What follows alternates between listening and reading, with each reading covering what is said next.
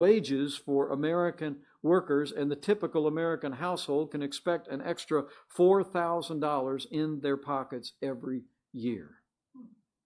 It's simple economics, as the scholars in this room can attest. When you cut taxes, when you increase the incentive to work, invest, save, and innovate, and when more Americans are working, when more businesses are growing, hiring, and building in America, productivity rises, wages rise, and the middle class thrives. That's what President Trump calls a middle class miracle, and we're grateful for your support. But, you know, it's not just academic theory. One of the things I like about AEI is it's all about taking timeless principles and describing how you can put them into practice. And the truth is, these have been put into practice before.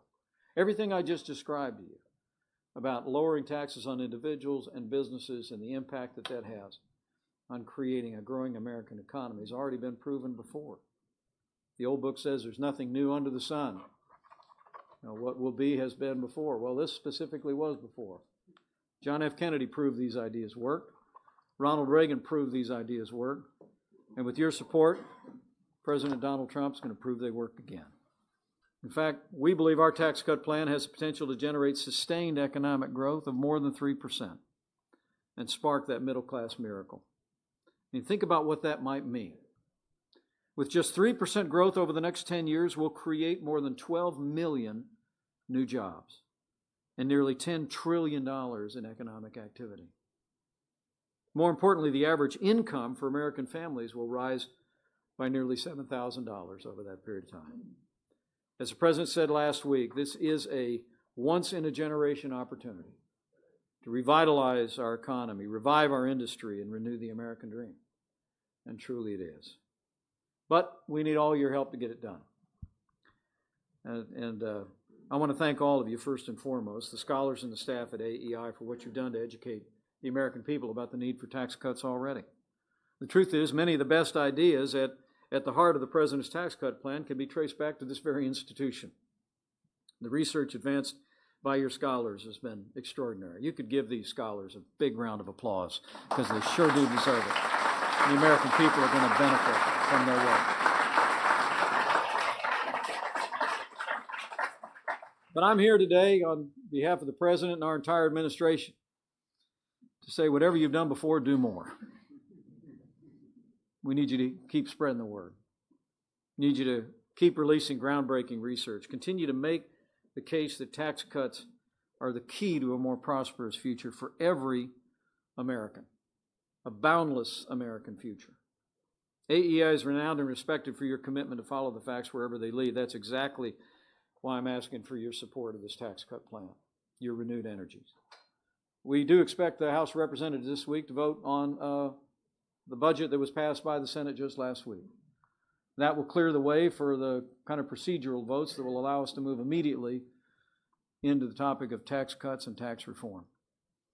And the time between now and the end of the year will close quickly. And so I just encourage you. I encourage you, what you do quickly. Go tell that story. Go back upstairs in this fancy new building. You scholars, and get back to work. Start writing those editorials. And speak in the way that AEI does and that your wonderful leader, Arthur Brooks, does.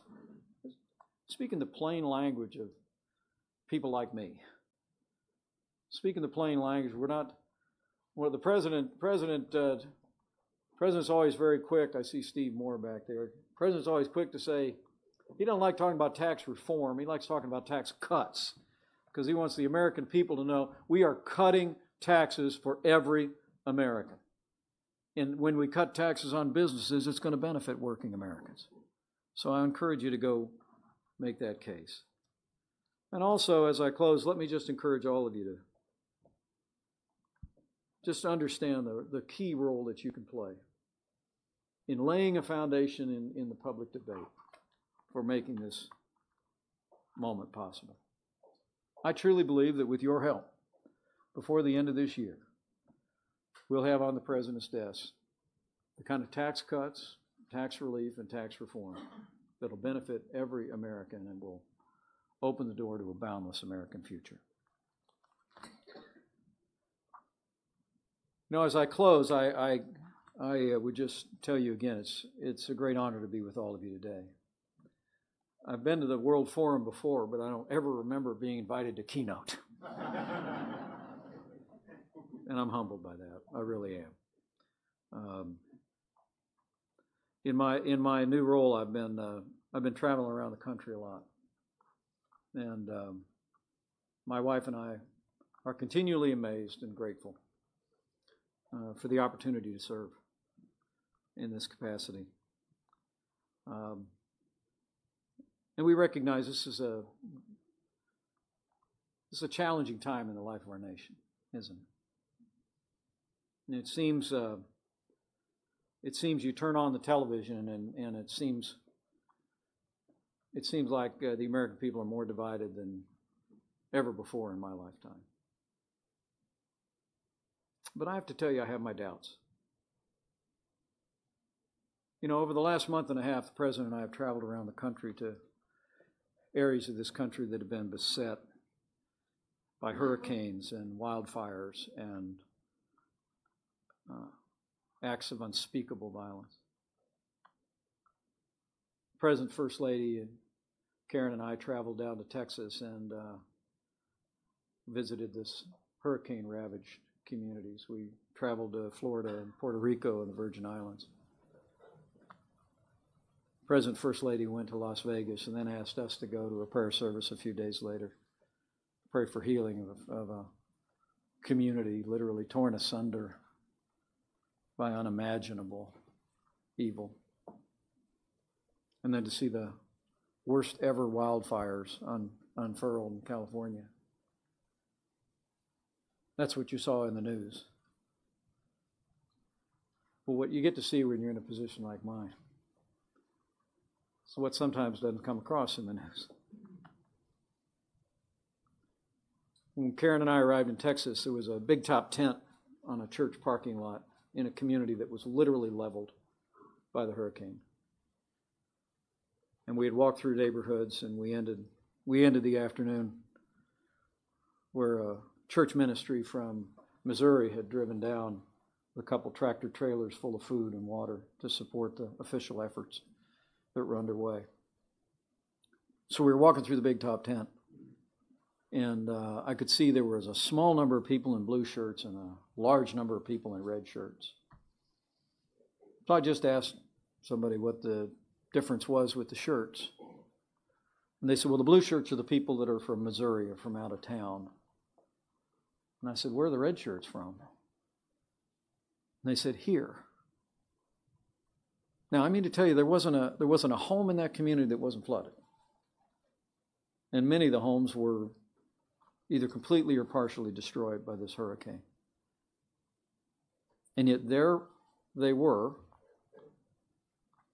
standing behind tables, packing lunches for neighbors and friends. Every one of them I asked, I'd say, how's your house? Oh boy, it's hit pretty hard. It's going to be a while putting it back together. And I'd say to them, what are you doing here? And they'd say, well, there's other people got it worse than us. Same thing I saw in Florida. Same thing the President and I saw in Puerto Rico. The people whose lives were decimated were still there for each other. When we visited Las Vegas, there were no Republicans, there were no Democrats. There were just Americans hugging each other, holding each other, praying with each other.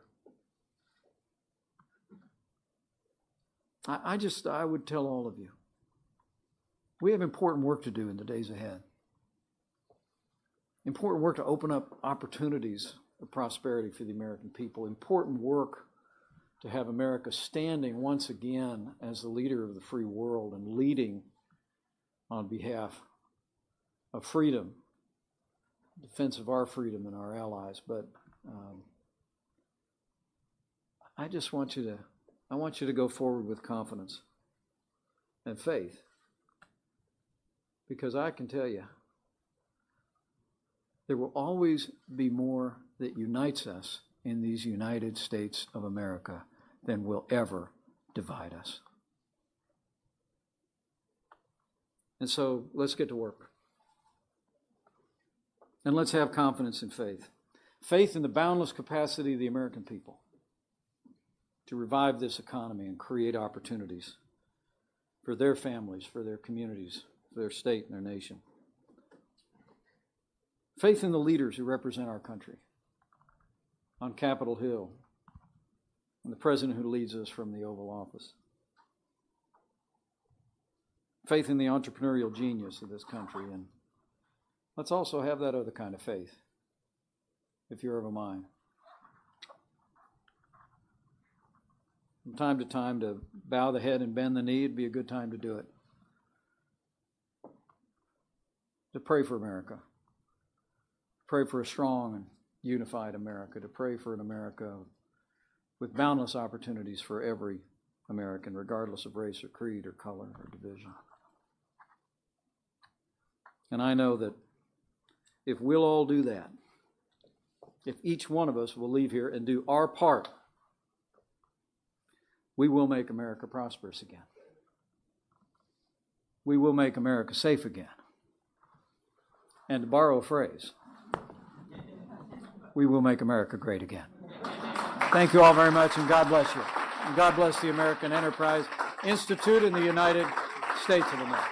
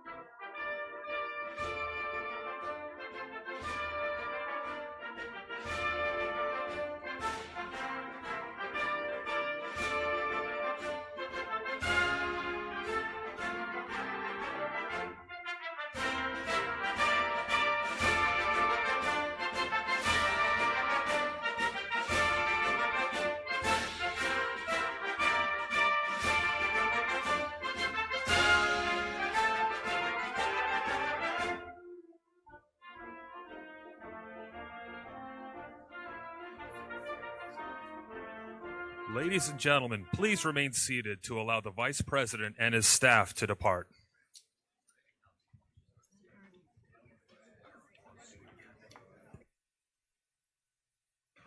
Ladies and gentlemen, please remain seated to allow the Vice President and his staff to depart.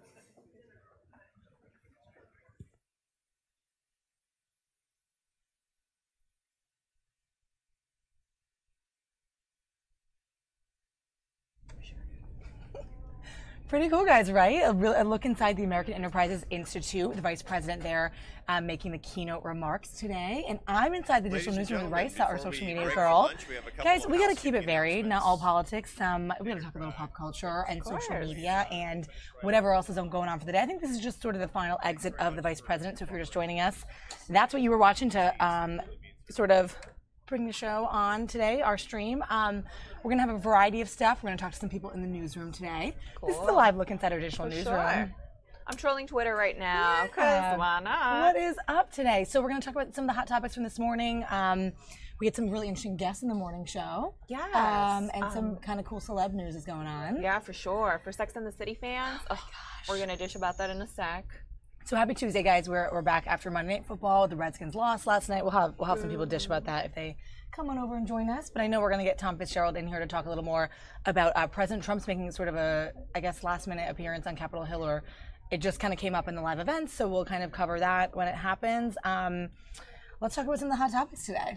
Let's talk about Sex in the City. Oh my gosh, okay. because I can't get past it, and I would never have known. And we talked about this in the morning show. We did. Kim Cattrall, obviously, this had been in the news that she was not agreeing to go forward with another movie. With the Sex in the City movie 3, because there are 2 out, which I love. If you're a huge fan, I don't know, first or second, which one did you like as far as the movies go?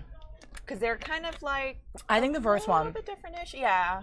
Okay. I think the first. I don't know. The first one was cool. I am a fan. Because you know what? It finally happened. Carrie Bradshaw was finally marrying big. And then to see that kind of just go downhill, I feel like a lot of people expected. You know, he got the wedding jitters and then basically left her, bye, and then turned around. The whole story. So, yeah, I think fans have been kind of waiting around for a Sex and the City movie 3. And then Kim came out with that news. So essentially she came out that she's not going to be doing the movie. And then today the talk was, are they going to replace her? Are they going to sort of shuffle in a character to be her or to represent her? It's a big question. That's a big question. And the thing is, I didn't know she didn't get along with the other cast members. She basically said, hey, we were never actually friends. I think they had a quote this morning that was like, we're never close. Which makes me sad. You would never have thought, because it's like the best 4 girlfriends taking over New York. But they put on these acts, you know, they are obviously they're actors, and that's what they're playing in these roles. So kind of interesting to kind of watch that, see where that goes. Obviously, what else were we talking about in Celeb Dish today? Wisdom's around. I don't know if he would recap it for us. Wisdom knows. He's gonna peace out. What else is going on, guys? For all my fellow Wanderlusters, I love traveling and I know you enjoy it. So there's an airline that I was just reading on, because I'm always looking out for the best deals and where I can save money, so then I can splurge wherever I travel to. An airline, and if you constantly use it, it's called Sun Country Flight, is actually raising the carry-on price to $30 versus their check bags, which go in for $20, because apparently they're encouraging their flyers to check their bags. That's interesting. So that's a way to kind of like basically push them to not want to bring the carry-on, which I find kind of weird. What do you think? They're trying to make it so that more people have under like cargo baggage versus bringing it on. Why? For more space, maybe? Because I think they are budget. I can't remember. Perhaps. Wow, that's odd. It's like going the opposite way of what everyone else is saying. Exactly. Like, hey, just bring a carry-on. You don't have to worry about losing your stuff. I didn't hear about that. Yeah, so that kind of like took me a little back. Like, it's a topic. I haven't flown with them, but in case you ever have, just so you know. I haven't either. I've seen some of their deals in searching for maybe major kind of travel to Asia and whatnot. They do. I sort of see them come up when it comes up to like international trips, but for sure, I've never used them. If you're on with us on the stream, welcome, guys. We are live inside the DC Digital Newsroom. Molly and Raisa here, our social media editor, hanging out. We're bringing you breaking news and any sort of live sources and cameras that we have, whether they be from our photojournalists, like Joe over here. Hey, Joe. One of our photojournalists that likes to join us. Just say, oh, he's not going to stay. All right. He has to get to work. No, big, we can't ask him any big opinions here, but when he comes back, we're going to pull him in. For sure. So, yeah, we're going to be flipping around to see what's going on. We'll hit you with some video from this morning. Like I said, not keeping it all politics, but we do have a lot of political news that comes up live. So we'll have Tom in here to chat a little more about that. I think he's working on a story or something. Dude, we've seen a ton of sort of food and candy and snacks in this newsroom today, getting ready for Halloween. Gosh, it's insane. Are you guys ready for Halloween? Are you? You got a bag of candy today. So, producer here, Dude. Jackie Smith, shout out to you. Jackie McCarthy, excuse me. Made a name of goodness. Jackie McCarthy went to Hershey Park, and she brought me a bag of goodies. So she came. Happy Halloween. Thank you so much. But for Halloween, man, I don't know. I feel like it's on a random Tuesday. What can you do? I'm on like grandma mode. Do I want to go out on a Tuesday after working all day? I don't know. It's on a Tuesday, but let me tell you, we have an awesome Good Day DC show planned, because every year there's a big Halloween show. So if you guys are fans or tuning into the broadcast, maybe you're not, maybe you're watching overseas or watching nationally, but if you are in the DMV area, it'll be a great show. That'll be a 9 to 11, 10 to 11. 10 just to the morning 11. show, the morning end. We're also having a live audience, so that's a little bit different. Really cool. So that's kind of cool. And they're going to be dressed up. They're going to be dressed up. They put out a call. We had the same thing. Yeah, they that's came so fun. all dressed How many up, people, decked out. about 20 to 50? About 20 to 20 to maybe 25. Yeah, the studio's only yay so big, but it's still lively and cool. We'll be getting some snaps and instas for that. For sure. Yeah. So if you're not following, you guys need to. Fox 5 DC on all platforms. We're the same name on all platforms. I wanna call Joe in here because I want to see what he's doing. Because he has kids. I want to see what they're doing for Halloween. But hey, Joe, are you free to talk? Candy all over the newsroom. I'll never be chocolated out, but there's so much chocolate. Your kids and Halloween. What do your kids do for Halloween, Garrett? Oh my God, our weatherman. I don't have any idea. They're old and grown. Yeah, just running around. He has grown kids. They're like not They're bored partying. anymore. Probably. That Gary, our too. weather guy, little glimpse at that. So we got a lot of people in here in the newsroom today. Yeah. They're doing some changes to the weather center, and you know, Always cool, like improvements happening here. yeah, some new people come on board. Yeah, you have like a new section now for like all the loyal viewers that have been watching. You had been in another section. So Right. have you gotten like reaction to how the lighting is and the open space? I mean, I guess so. If you've been on with us, maybe you're a subscriber and you've been watching for months, or maybe you're just new. But we kind of have a new background. You can kind of see inside the newsroom, sort of more of a in-depth vision of what's going on. Some of the reporters are gathering their information for their stories today. Their anchors are either getting done with their show or maybe coming in for the night side. So we're kind of in that in-between hours where it's fun to kind of get a glimpse of what's going on in the DC newsroom. And it's fun to be part of such an awesome channel here. You know, we cover so many different things. We're the #1 rated for local news in DC. So anyway, do join us, guys. Subscribe to our channel, that red button below our faces, and you get our little midday show. So hope to have you on the stream every day. We're here Monday through Friday. We love you guys. And the fun events are really the big breaking events, you know, that we have a cameraman out at, or we get from our national Fox. Like I said today, a little bit kind of jumping around, not really sure what's going to pop up, but you never know. Yeah, you never know with the news world. Same with social, right? You're kind of always looking Same out with for social. viral type of stories, or stories that would garner more attention, or some comments. For sure, and there's always a ton. It's just kind of filtering through, like figuring out what is going to work best for us. Because what may work in California and give them a ha ha ha may not exactly work for DC. So it's always trying to decipher what's going to do well, and you know, just bringing y'all the best content. What do you think was going to do the best this morning? Like, were you looking at a morning post to? This morning, so I love animals, and I feel like Oh, yeah, all we do animal that. posts do well. So there's this cute little dog. His name is Cheech. He was just adopted. But there's this viral picture that the shelter took of him, and he is yeah, I literally saw this. all smiles. That's going up on Instagram in like a few minutes, so you guys need to check good. it out and love him. Love this little dog, because this is literally his face, like Promo it out. promoting it out. It's really funny how sometimes, I mean, animal videos are their own yeah. niche, but like sometimes you really do catch a dog smiling. And in this picture, you guys will see it. Oh my gosh, you guys are gonna be blown Follow away. us on Insta, Fox5DC. We'll post it out soon. We'll be posting are you gonna, that out Are you gonna soon. close up on his smile? We're gonna do a close up on that smile because it is too good not to. Too I good mean, to he be could be a true. meme. If you guys come up with a creative meme, please insert it in Totally. there. Do it. Yeah, you guys can always communicate with us on Snap, For on sure. Insta. We check our messages. Yeah, we check our messages and we respond. I know there are outlets who I've messaged because I'm a fan. They don't respond. That makes me sad. But we make sure not to do that here. We always respond, whether it's via Instagram or Snapchat, even on Twitter. So send us love. We show it right back, guys. I wish I had some fun kind of viral videos to go into right now just to keep this kind of lively and popping, but nothing really in the queue right now. We're kind of looking around to see what's going on this Tuesday, Tuesday, October 24th already. Oh my God. I know that there is a group of firefighters Oh, who is doing sorry. well in California. There was This is it. that is it, I guys. just found it. We're doing it. So men All right, in I didn't know about uniform, this. Love them. Hang on. They came to help out during the wildfires. Remember, we were reporting on that Yes. a lot last week. Check it out. Video. All right, there they are. This is what they did. They're getting so much love. Do they for get this. some sound? Yes, because they're chanting and dancing and working it. We'll replay it. We'll replay it one more time. That's a good find, Raisa. So this was our Oakland, California station. Yes, I think our California station shared this out with us.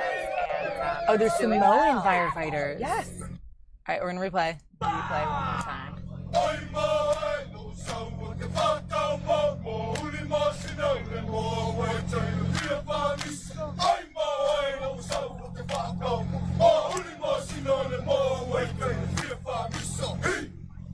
That's cool.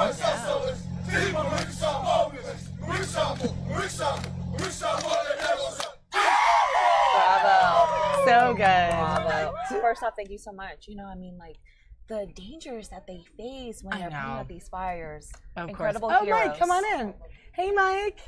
All right, Another he won't- amazing he won't come photog. in. They're gonna walk by and say, "Hey." Photog's We were camera watching this shy. viral video of these Samoan firefighters who came out to fight the wildfires in California, and it kind of went viral. Now it's flipping over to a Dodgers thing, but anyway, it was. I guess I had made a video. I didn't know that was a viral video. Yeah, it went viral because it's these, you know, heroes who are basically helping out with the wildfires in California. Doing a dance. Who also do this dance and chanting for sport, and a video of them was posted on Facebook, and they went viral.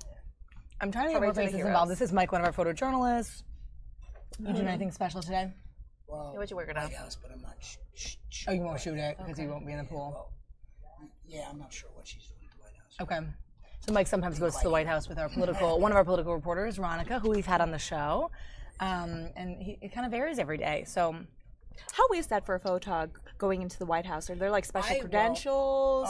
What does that entail? I'm not a hard pass guy. Okay. So I get temporary passes like something Thursday in the Rose Garden. I'll actually go. Cool. But most of the time we have pool cameras in there, ABC, NBC. Everybody has one camera. The big national stations. There's not enough room for all the people internationally and the rest that want to be in that room.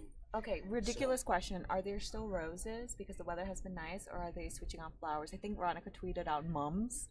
Yeah, I guess it is fall. There's mums. She was tweeting out that I they have to have. look on Thursday. I will take a picture for you. Take a picture. We want to know, are there roses in the Rose Garden, or are there mums? So interestingly, we were in the Rose Garden yesterday for the Prime Minister of Singapore and President Trump. They had that joint conference. So we have that live camera in there from our pool often. Again, we try to keep it varied, but yesterday was another joint press conference. So that's what we did.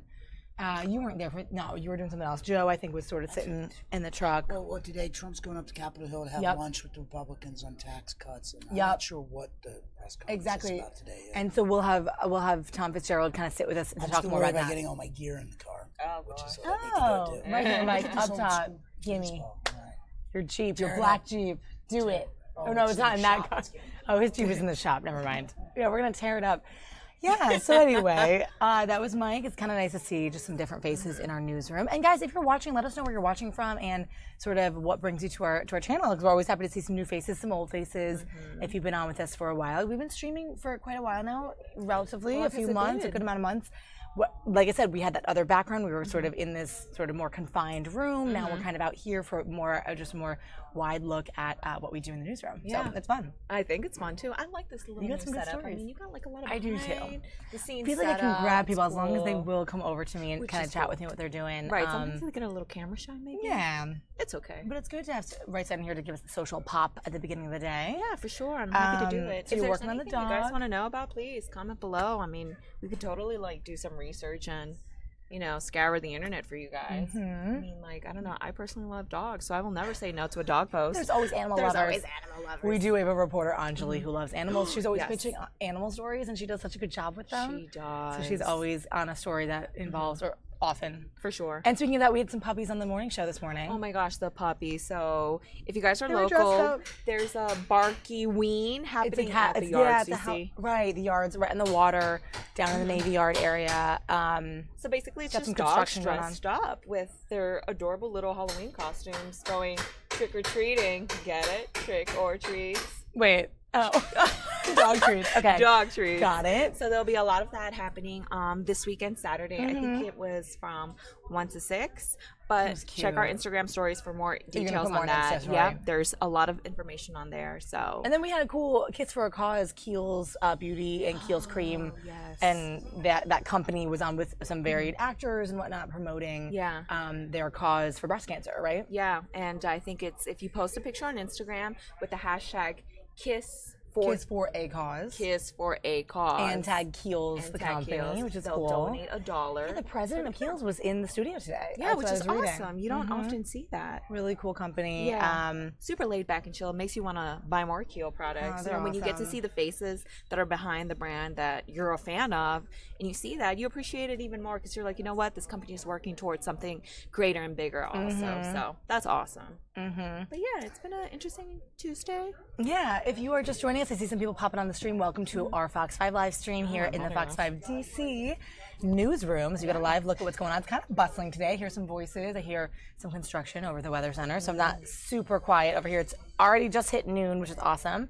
So let us know what you're up to today and what you want to see. We're going to kind of jump around a few feeds and just see what video we have coming in. We'll have Tom sit with us and chat a little politics. I have a live video on the Hill right now because President Trump is going to be visiting Capitol Hill today.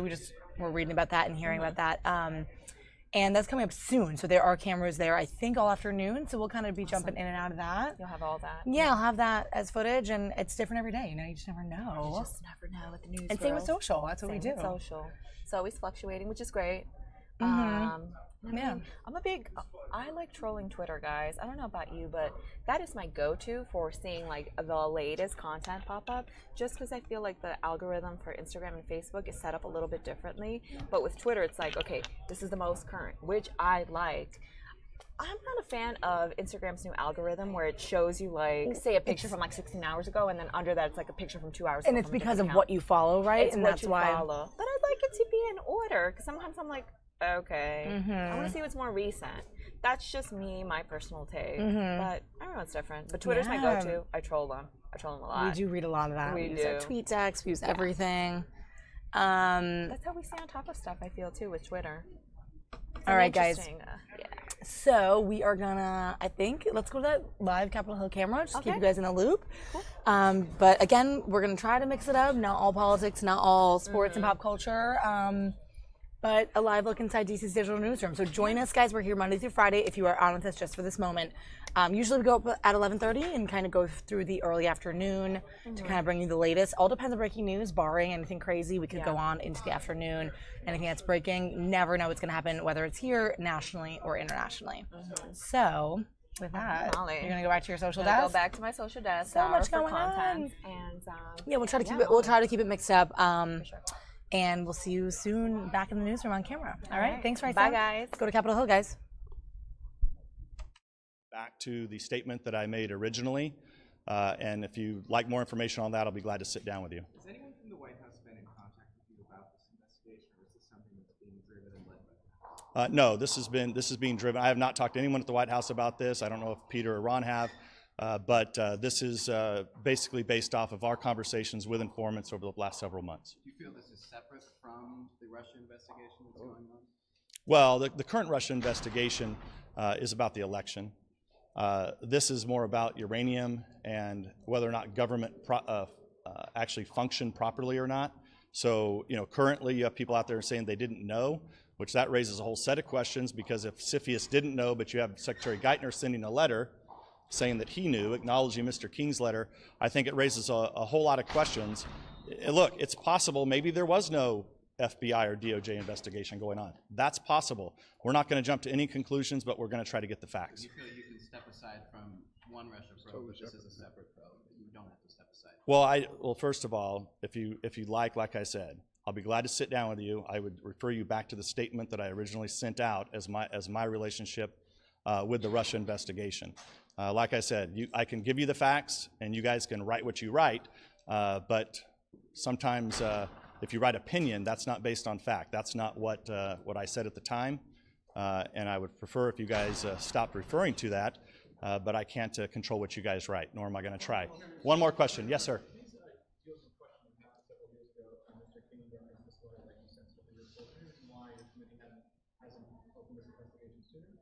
Yeah, well, it's all because of new information's come to light. What we didn't know, and we still don't know, was there actually an open FBI investigation or not back in 2010, and that's what we're aiming to find out. Mr. King? Yeah.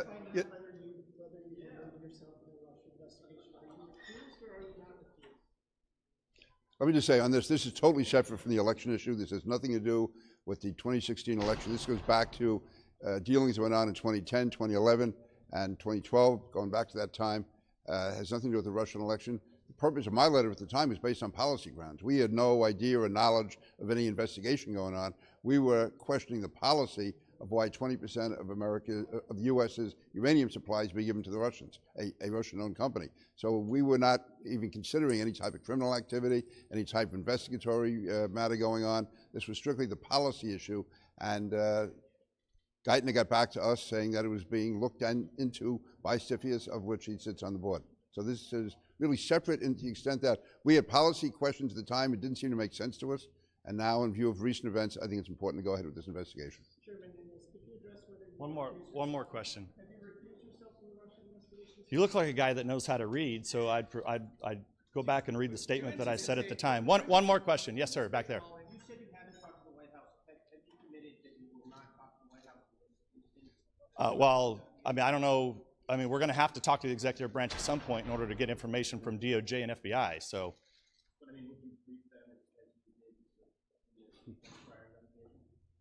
If appropriate, yeah. Do you anticipate calling Final question. former Obama administration officials up to and including Secretary Steigner and Pence? Well, at this time, it's a little premature. Let us first determine whether or not there was an open investigation by FBI or DOJ, and then we'll get back to you with more information. Thanks, guys. We got work to do. See ya.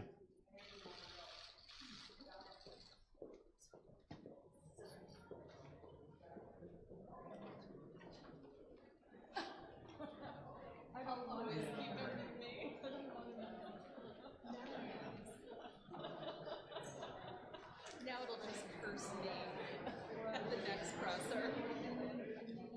And then when it does that, I hand it on to the next reporter. Done. It'll be like a curse that was as a charm. Yeah. Charm in itself.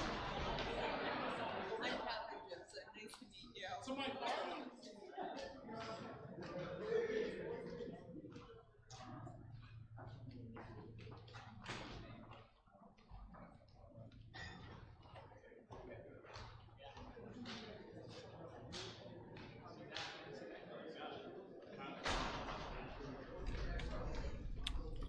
All right, guys, we're back in the newsroom, and believe it or not, it is not a naked news channel for those of you asking, but we are here with Tom. What? Am I in the right place? I know, right? He thinks he came to the wrong place. We're back, and maybe I'm in the right place. Who knows? We're back with a live camera, of course, on Capitol Hill throughout this midday hour of the afternoon because President Trump is making this visit to the Hill, and it looks like nothing's going on, so we're going to bring it back in full screen. But Tom Fitzgerald is here to talk a little more about his story today and sort of what's going on in the Hill. Yeah, sure. Well, this is a big day because this is the first time President Trump has been to the Capitol before. But these Tuesday luncheons are when they're kind of like a huddle for a football team. This is when, and the Democrats do it too. They get together at lunch and they go over strategy. They try to plot out how they're going to get bills through, what they're going to prioritize things, and they'll have some pretty frank conversations at times with each other about how things are going. So these are out of view of the public. We're not allowed in the meetings. It doesn't mean things don't leak out every now and then, but for the most part, these are behind closed doors. It's a lunch. People sitting down for an hour. People who work together, who are supposed to be working together, kind of hash out where they're going. Now, insert that with the President of the United States, Donald Trump, who has not always, been on the same page with the Senate Republicans, and lately that's been more so. Even this morning, as he heads in there, the president, kind of fired back at Senator Bob Corker again this morning. After Corker made the rounds on the morning shows this today. Did he tweet against him, or what was tweeted, it? Yeah, he sent out some more tweets about Senator Corker, repeating the president's statement earlier that Corker could not have been reelected and that he begged the president for an endorsement. And, it's a bad relationship. It doesn't seem to be healing itself. Now, the president did last week try to heal the relationship that he's had with Mitch McConnell. They appeared together, they had lunch together, they came back out, they said all the right things. Remember, Mitch McConnell's wife, Elaine Chao, is the president's transportation secretary, so there is a familiar relationship there as well. So on the one hand, he does appear to be kind of mending fences, maybe with some GOP leadership. On the other hand, he's still at odds with Senator Corker. On the other hand, you've still got Steve Bannon out there that's been going around, at these rallies talking about how they need to run Republican senators out of office and replace them with more conservative Republicans. So there's a couple of different things going on here. So if you want to be a fly on the wall in Washington, you'd want to be a fly on the wall in this lunch today. In the lunch, and now there's cameras. The cameras outside are just these stakeout cameers to kind of grab people as they come out. And some of them will stop and some of them don't. Right. Generally, it's away from where the television cameras are. So it does kind of put television stations at a disadvantage in a way because, you walk, it's the Mansfield room, I believe it is, and you literally can walk out of there, hang a right, and the television cameras are way down the hall. So unless you're like right up there, I don't even know. you're kind of at a disadvantage sometimes. Are you going to that today, or what's you're not gonna? Yeah, that starts in starts in about 45 minutes or so. Oh. So now, what is it they're going to be talking about? That's the big question. Really, there's differences over what they're doing with tax cuts and tax reforms. One of the problems right now is they're still trying to figure out how to pay for this. So think about it. If you're going to cut corporate income taxes, if you're going to cut individual income taxes, then how do you make up that difference in the budget, all right? Because if you cut the amount of revenue that comes into the federal government, you're then creating an imbalance, even more than there already exists. And traditionally, conservatives and Republicans have stressed that they want to be fiscally conservative as well. Well, how do you cut the revenue that goes into the United States Treasury without throwing that into imbalance? Now, typically, that has been through budget cuts. Problem is, they're in an election year in a couple of weeks. The midterm 2018s are coming. Budget cuts a lot of times are not politically popular with the people who are being cut. So they need to figure out a way where they can maintain the revenue levels to keep the budget in balance, but yet still provide this tax reform, still provide this cut. It's not an easy thing that they're trying to do, and it's not all clear that they're on the same page. Senator Corker, who has been kind of at the center of this argument with the president, has been one saying that he's not going to vote for anything that he thinks is going to add to the deficit. So that's a problem, because the way the Republican majority is structured in the Senate especially, they don't have any wiggle room. They need all of their Republican senators to go along with this. If you've already got Bob Corker out there saying that he's a no if this adds to the deficit, that's a problem, because that's the one you know about. There are others you might not know about, and it doesn't take a lot to upend this thing, as we've seen from the results on the Obamacare repeal and reform. You only need one or two senators to make this whole thing go down. And I'm looking at some of his tweets that we were mentioning. This is one of them. Oh, yeah. So morning. I mean, here this is about 2 hours ago. Senator Corker is the incompetent head of the Foreign Relations Committee, and look how poorly the U.S. has done. He doesn't have a clue. Now, and he goes on. Right. Yeah. So, now if somebody had a sense of humor, they'd seat Senator Corker and the president next to each other at lunch. But I doubt doubt that that's going to happen. The entire world was laughing and taking advantage of people like us, Bob, and he's given him a nickname here, Little Bob Corker. Little Bob. I didn't see these. We've misspelled little, apparently. I know, or maybe it was meant to. I don't know. I think that's spelled with 2 T's. Right, but like maybe he meant to. Yeah. I don't know. I just don't know anymore.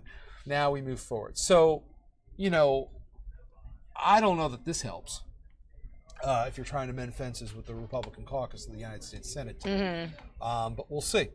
The president likes to say that he has different voices, that he has different voices for the different situations that he finds himself in.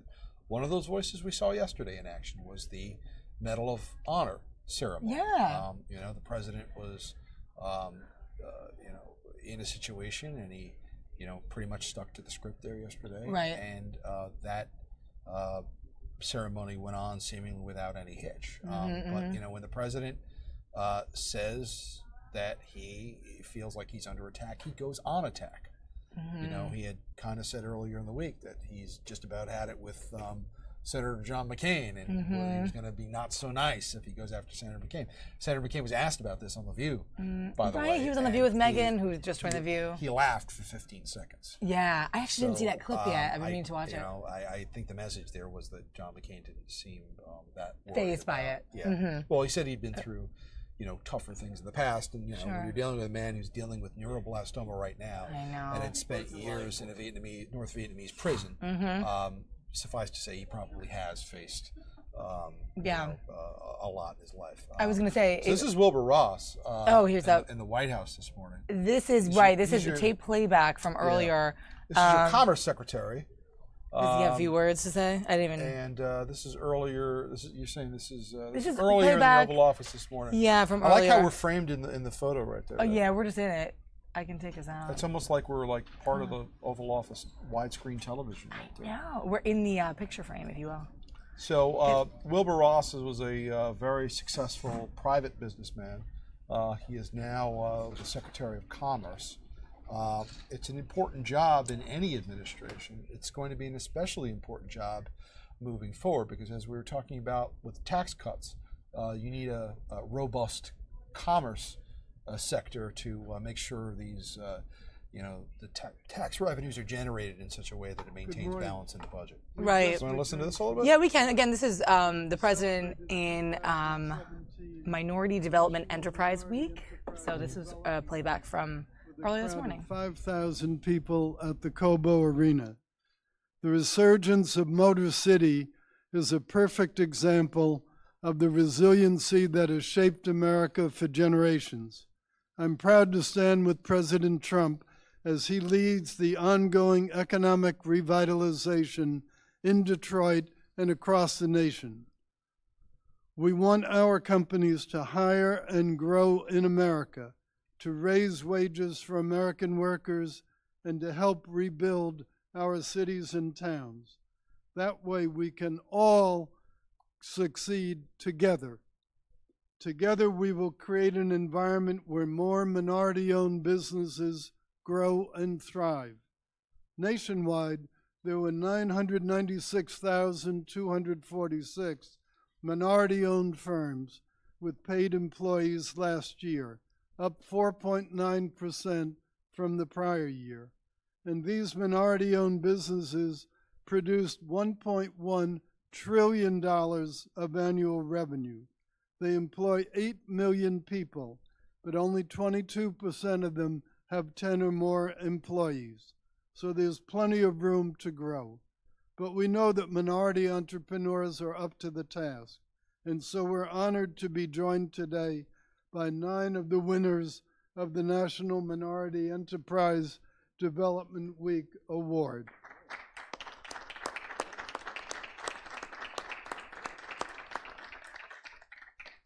This award is given by the Commerce Department's Minority Business Development Agency.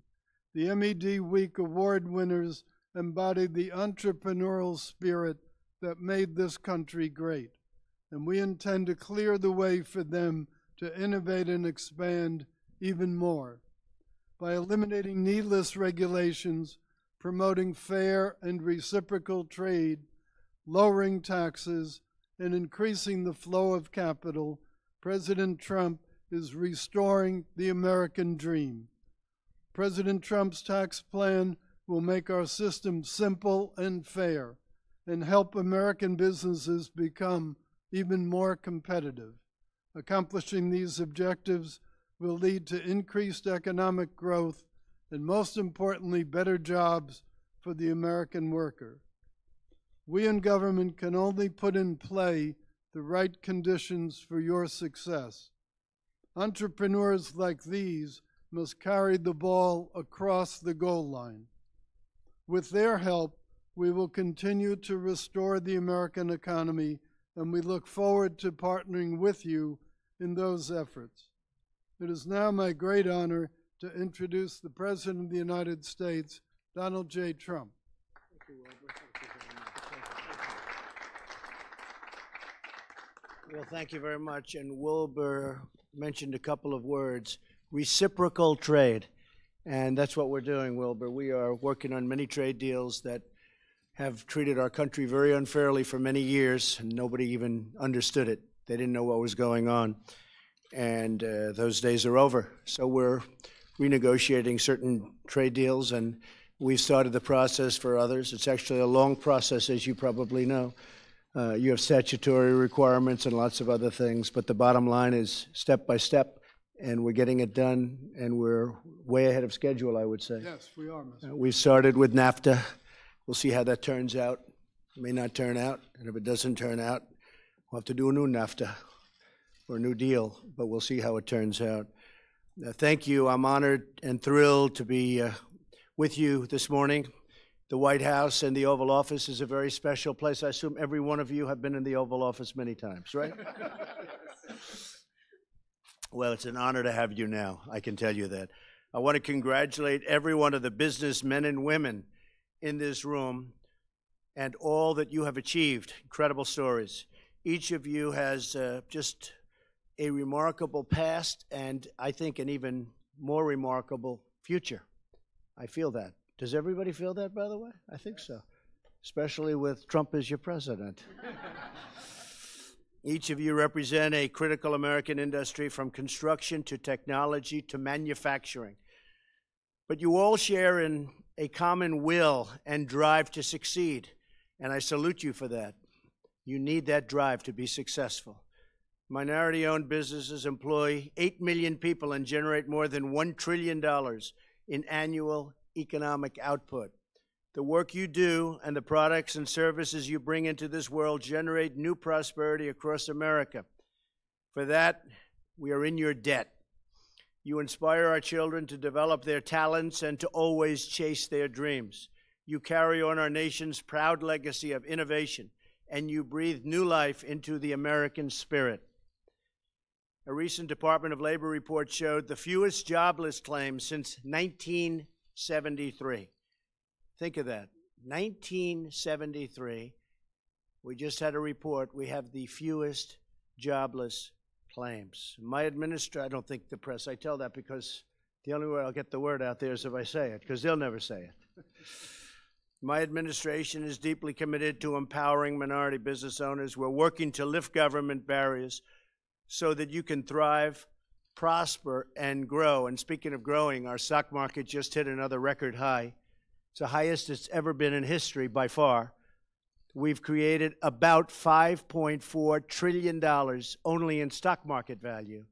$5.4 trillion. And we're very happy about it. And a lot of jobs. We have the lowest job number since, I believe, 16 to 17 years, Wilbur, right? Yes, that's Lowest unemployment. We're doing really well. We're doing well, which makes it better for you. As a candidate for president, I pledge to fight to deliver opportunity for every community in America. All American children, from the Rust Belt to our inner cities, deserve great schools, safe neighborhoods, and access to high-paying jobs. And I talked a lot about the inner cities on the campaign, and there's tremendous potential in the inner city, and we're working on that very, very hard.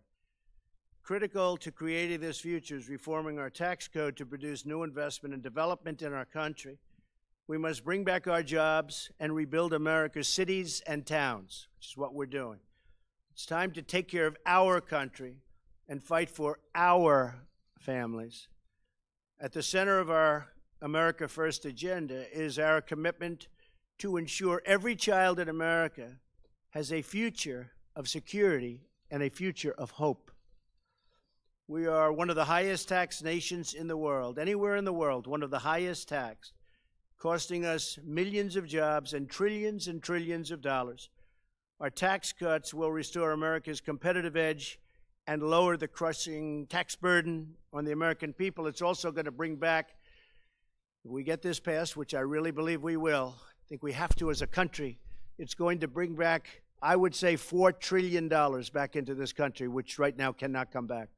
It's being spent in other countries. Money that wants to come back into the United States cannot come back.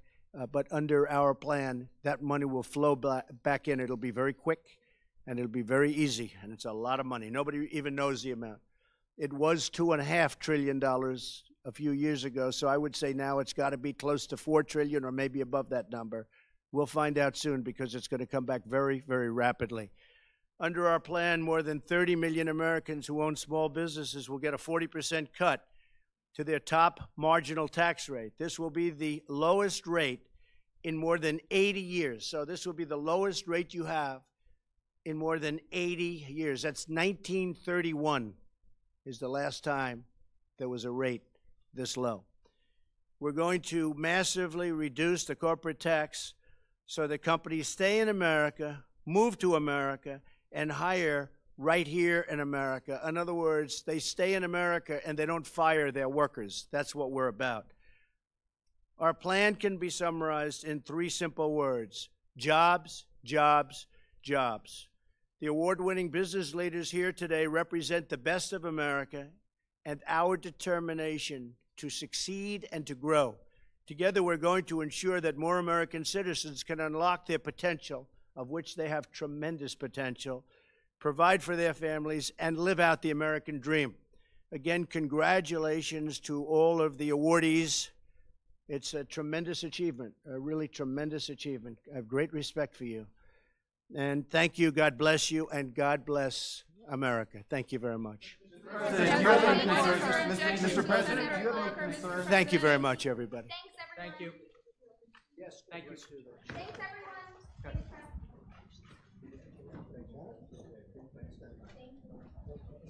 let's go, guys. Come on. Let's do some right here. Let's go, Chris.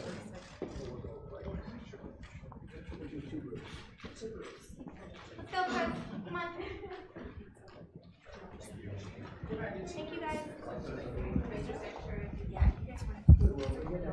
All right, y'all, we're back in the newsroom with Tom. I ran away for a minute. He did, but we're going to go over to, I guess we have a live camera now of President Trump's arrival or eventual arrival on the Hill. We're waiting for his arrival right now. This is the east front of the United States Capitol. This is the Senate side here. And this is actually, that's the door I always go in. Oh, yeah? So the president usually enters through the center steps. And we're that motorcade, you'll see that motorcade come in a minute here when they arrive. So what he'll do is he'll come in. We got some construction going on. I said he'll come in and he will go past the drill press and go up to the Mansfield room on the second floor of the United States Senate. And then he will have lunch. It's cool. We're good. We're good. I think they're coming now.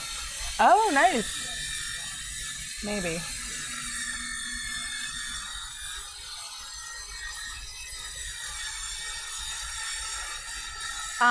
But Tom, you're going that way? Yeah, we're going up there. You're going up there in a little bit. Yeah. To sort of catch the end of this, or some of the people. Yes. Okay. That's the new dental services we offer. Oh, there we go again. We'll get what we can get. But yeah. So, so the president's going to come in. He's going to come into the Senate side of the building. He's going to go up to the second floor, which is the main floor of where the United States Senate is, and then go off into this room called the Mansfield room. It's named after Mike Mansfield. And that's where they'll have the Republican caucus lunch today. That'll go from 1 o'clock till 2 o'clock. We don't know if the president's going to say anything on his way out. I kind of think he will, because he's been trying to kind of really go on a bit of a, although it'd be hard to say this after the Corker tweets this morning, but the president has been trying to kind of demonstrate that he does have a good working relationship with the Congress. Again, the duality of this administration is that on a day where you have the president trying to demonstrate he has a working relationship with, this Congress, you have him calling the chairman of the Foreign Relations Committee incompetent. So we just have to digest those two things at the same time, because that is the situation. So once they roll up here, this usually starts and ends on time. The event we were looking at in the Oval Office was on tape delay, so that had ended earlier. It appears, I could check our pool feed, that it looks like they probably did leave on time. So it's only, especially when you're the president, it's only a 5-minute trip from the White House up Pennsylvania Avenue to the Capitol. So once they get going, they'll be there in short order. Yeah. All right. Well, as we for that, what else is going on, Tom? We got. What else do you want to chat about from yesterday? Want to talk about the Hyperloop? Sure. That was another. Yeah, we were talking about this. Yeah, in the meeting. This was what we did yesterday. Governor Larry Hogan in Maryland has authorized through his Department of Transportation the start of 10 miles worth of tunneling for the Hyperloop. Now, what the Hyperloop is going to be this underground transportation system that, if fully realized, will be able to transport people from D.C. to Baltimore in about 15 minutes. So cool. That sounds crazy. But, when they explain it to you, the technology behind it, based on magnetic trains that are levitated above the track, so there's no friction there. You're not dealing with a wheel spinning on a track. Interesting. You're dealing with maglev technology. That is propelled through the vacuum tube. A vacuum tube means that there's no air resistance within that tube. It's almost a lot like those tubes that you send your deposit slips in the bank. Oh, yeah. To get them into the bank. Right. Oh, cool. They hear us. Good, Jonathan. Glad you're on with us, and that you can still hear us amidst the din of our newsroom. Okay, so that is what's happening with that. So they've authorized 10 miles to start, and we talked to Governor Hogan about this yesterday, and he said, look, these Hyperloop transportation systems are coming. They are being, no pun intended, fast-tracked in California. There's other parts of the country that Elon Musk and the Virgin Hyperloop teams are working on this. So he does not want the East Coast left out. He certainly does not want Maryland left out. So they're trying to get ahead of the curve on this. Now, in addition to talking to the governor about this, we went over to the University of Maryland yesterday, and you can see this story if you go to my Twitter feed, Fitz Fox 5 DC, and we posted this yesterday. We met a team of students from the University of Maryland. There's 75 students over at the University of Maryland who've been working on this project, and they call themselves UMD Loop, and they have built a fully functioning Hyperloop vehicle. It's scaled down. It's probably about a third of the size of what a real one would be. Okay. But they are having these competitions across the country for different universities and different technology companies to compete to try to design what this would be. Think of back in 1965 when they were trying to think of what Metro would be. At some point it has to start in the design phase, and that's where they are with this right now. So it was very exciting. We got into their workshop. We saw their vehicle. We talked to one of their students, Kyle Kaplan, who is a member of this team, and it's 75 students, so it's not a small effort. And they have their own Twitter feed now, UMD Loop, and almost like your varsity football team or your varsity softball team, these students compete against other engineering schools across the country in order to get these grants, get these funds, and ultimately, the result of this will be the people who actually do go out and design it for good will draw on these ideas. All of this stuff produces ideas, solves problems, creates questions, and by having these competitions, they hope to kind of foster this kind of wellspring of knowledge, idea spurning that will come out and eventually maybe create this system. At some point, they're thinking these trains can get up to 450 miles an hour. That's awesome. Now, one of the questions I had was, all right, now, if you're in a vehicle that's going 450 miles an hour, how are you not getting G-forces throwing you back in your seat? Well, they explained it like this. Yeah. You only feel those on rapid acceleration. So if you slowly build up to a speed, when you fly, you experience about 1 G. So whenever you're in a plane, you're experiencing G-forces.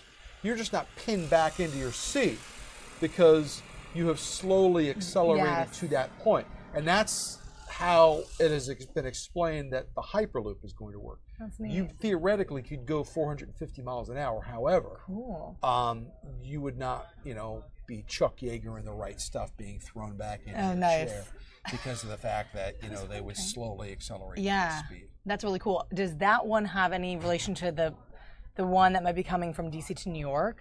Same kind of principle, but like there's another one called Maglev. Okay. And that's a little more controversial. The reason that's a little more controversial is because Hyperloop would be underground, anywhere from like 75 to 50 feet underground. Now, as a result, that would limit the amount of disturbance to what goes on above ground. However, Maglev trains, which are being discussed, that has become a little bit more controversial because of the fact that the speeds that they would travel, the routes that they would travel. There have been some communities in Prince George's County, places like Bowie, that have expressed concerns about this because they are not so sure what this will do to their neighborhoods.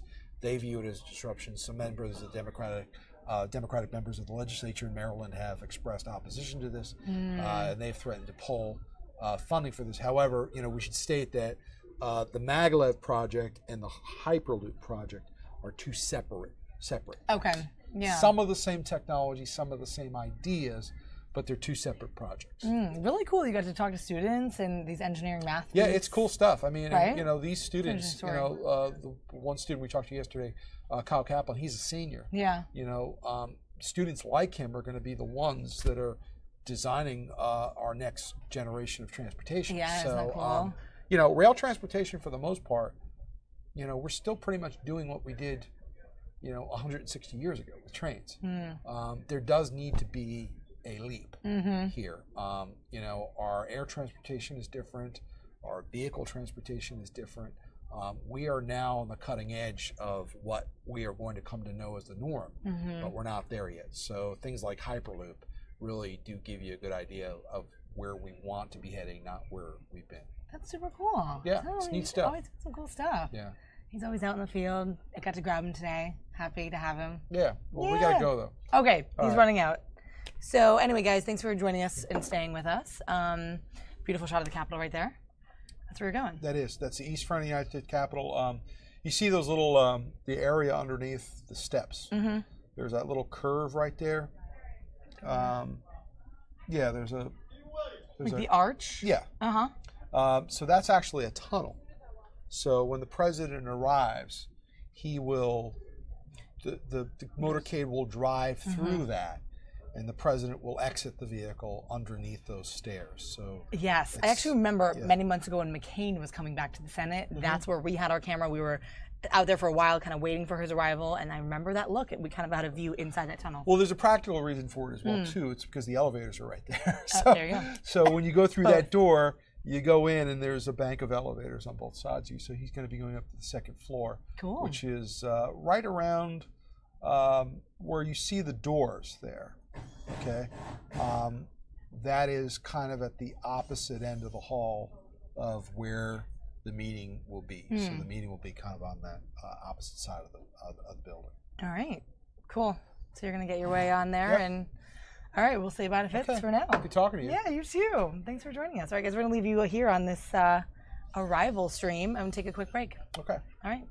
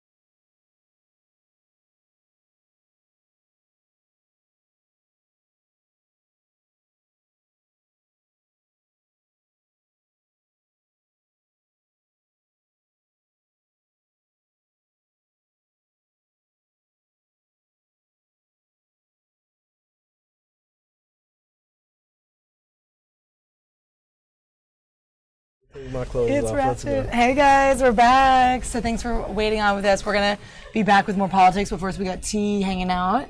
Let's talk a little sports. Last night, Monday Night Football, Redskins, Eagles. Redskins. Eagles are the victor by 10 points, right? Was it by 10 points? 34-24? It wasn't by. Or something like that. No, Redskins got crushed. Oh, they did. Did anybody watch it? If you guys are fans, maybe you're in the area, let us know if you watched it. Carson Wentz was balling out. A bunch of injuries, though. I saw a bunch of people get carded while I was watching the game. Peters, his left tackle for the Eagles, he's gone. It looked like a season-ending injury, too. Yeah, it was 34-24. 24-34, you're right. Yeah, I heard on the radio. So Eagles are 6-1 with the best record in the NFL. It's looking like they're going to win their division, right? No, they're not. Oh, he's a Cowboys fan. They're not going to win. Cowboys are number 2. Don't worry, my boys, they're gonna make it. But I feel like Redskins, after yesterday's performance, I don't know. They've got a lot of work to do. It's tricky. And next Sunday is Cowboys versus Redskins. So. Right, the big game at FedEx Field next Sunday. Zeke is playing. Yeah, your man. We've been trying to yet. look into tickets. That's definitely the hottest game. I've always wanted to go to Redskins Cowboys, but never have. I'm still holding out last minute hope because I would love to go. I got some. He might have some intel. He has some intel. Got some intel. So if any of you guys are around the area, maybe you're going, let us know.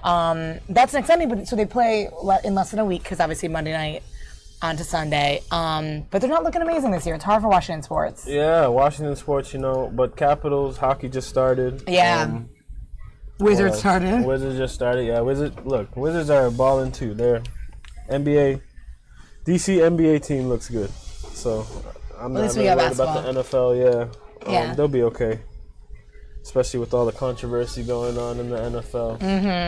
But I'm definitely ready for week 8 coming up. Right? Yep, exactly. Week 8, it's gonna be a good matchup. So, it's gonna be good. Especially Cowboys versus Redskins. I'm definitely looking forward to that one. The classic rivalry. Yeah, I'm excited for Sunday. I'm excited for his secret surprise intel that he's gonna tell me after the show. But we want to thank you guys for hanging on the stream and joining us on Fox 5 Live here. We're just gonna be peeping the video of President Trump eventually arriving on Capitol Hill. Not the most exciting stuff, but we're gonna have it live and kind of take you around. That's why we're just trying to grab people in the newsroom, have little conversations. But again, thanks for hanging out with us today, guys. So we'll have some more sports talk throughout the week as things change, and as we go into the next weekend of sports. That's what we got. DC United Stadium about to be a big force down in Southwest. RFK.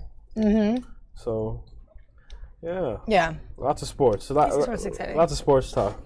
Good. Happening. A lot of things to talk about. Thanks, T. We'll let you go back to your IT stuff. Thanks. All right, guys. We'll flash it back to this live camera. And anything else that hits us, we'll bring you live. All right.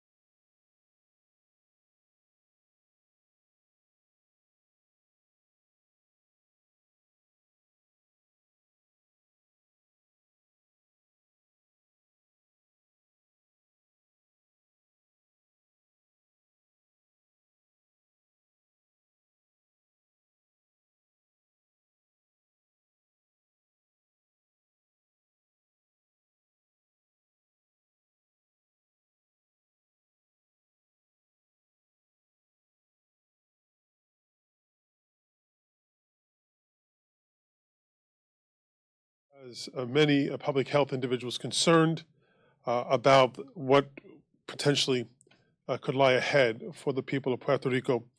I think the message is loud and clear and needs to be loud and clear from Congress, as well as we hope in the future from the administration as well, that there is no end to the help and support the American people will provide to their fellow Americans in Puerto Rico and in the Virgin Islands. That has to be first and foremost, that we are here to see them brought back to a level of normalcy. I did have the opportunity to meet with the governor as well, and what he did express was the continuing concern that Puerto Rico and the Virgin Islands will not be treated fairly as we would another state. And understanding the nuance of a disaster like this on an island somewhat remote from the United States, but that he is still concerned on Medicare, Medicaid, on tax treatment, that they will not be treated fairly, that their concern about the sustained effort is also of concern. And to have that said by the governor to us was, I think, poignant as well. I know that we're going to discuss DACA as well this morning, but I also want to point out that temporary protective status is also something that is coming up for renewal for several countries. It is imperative that we pass that to give peace of mind to those individuals as well. I believe it's inhumane to send individuals who have been living within the law and contributing to our communities back to countries that are still reeling with natural disasters as well as violence. I think that for some of these countries, in particular Haiti, for instance, we know, and Nicaragua, where they're have still coming back from natural disasters, that it really would be heartless to force these families back under those circumstances.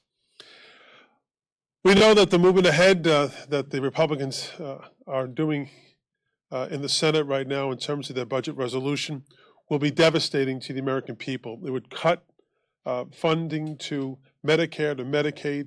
It would have an incredible impact on delivering of needed services to all of our constituents, all in the effort to provide an invasion into the debt once again of $1.5 trillion to give the wealthiest in this country a massive, massive tax cut. And what Democrats have said and continue to say over and over again is that we want to see tax cut relief for the middle class. That's what our primary goal is, to see tax cut relief for the middle class. That we should not borrow money and increase the debt to give tax breaks to the wealthiest in this country. And that the code needs to reflect the need to spur our economy and help job growth. Those are the three issues that I would like to see included in any tax plan moving forward. But this is not tax reform. Let's be clear. Even the president has changed his language now. This is all about a tax cut. And what the president is talking about are the wealthiest people in this country. I don't believe they necessarily deserve a tax cut at this point in time. And many wealthy people don't believe it either. They want to see our country grow in a smart way and help spur the economy so that we can provide opportunities for job growth for the middle class. With that, let me turn to my colleague, Linda Sanchez. Linda. Thank you, Chair. Good morning, everyone.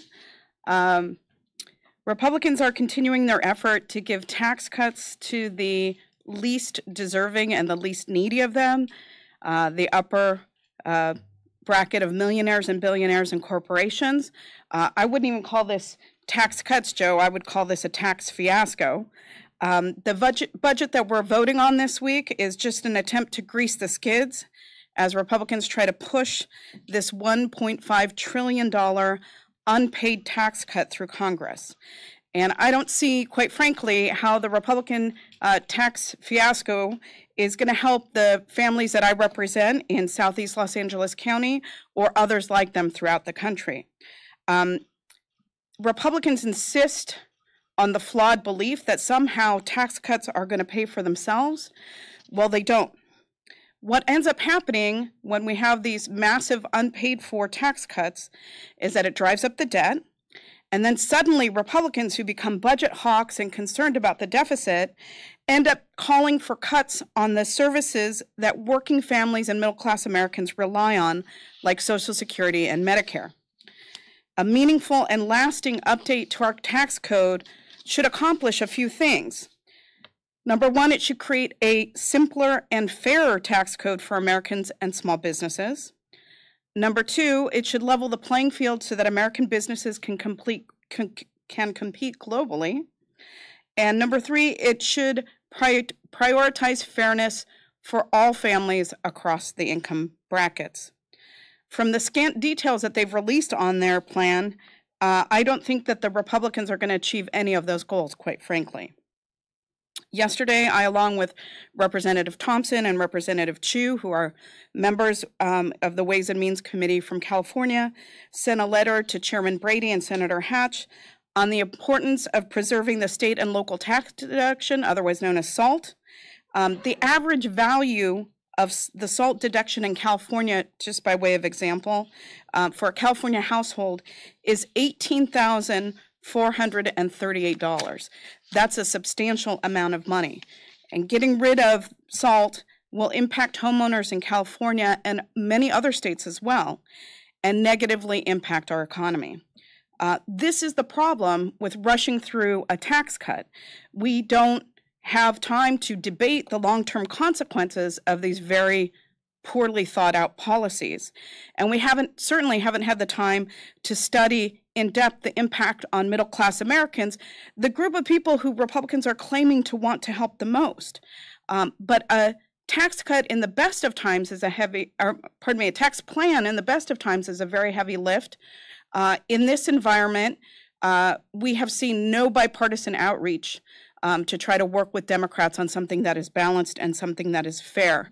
And the hit to middle-income families across this country could be enormous if we're not careful. So just a word of caution to my Republican colleagues, you will reap what you sow in tax reform. So I'm encouraging them to really try to sit down at the table with Democrats to think seriously about the policies that they are promoting, which by every account benefits the wealthiest income earners in this country. As Joe said, we were on district work period last week. Last week I had an opportunity to meet with Dreamers at Cal State Fullerton, hear their stories and hear their frustrations about their own members of Congress that refuse to meet with them, that refuse even to accept letters that they've written to them that they've tried to deliver to their offices.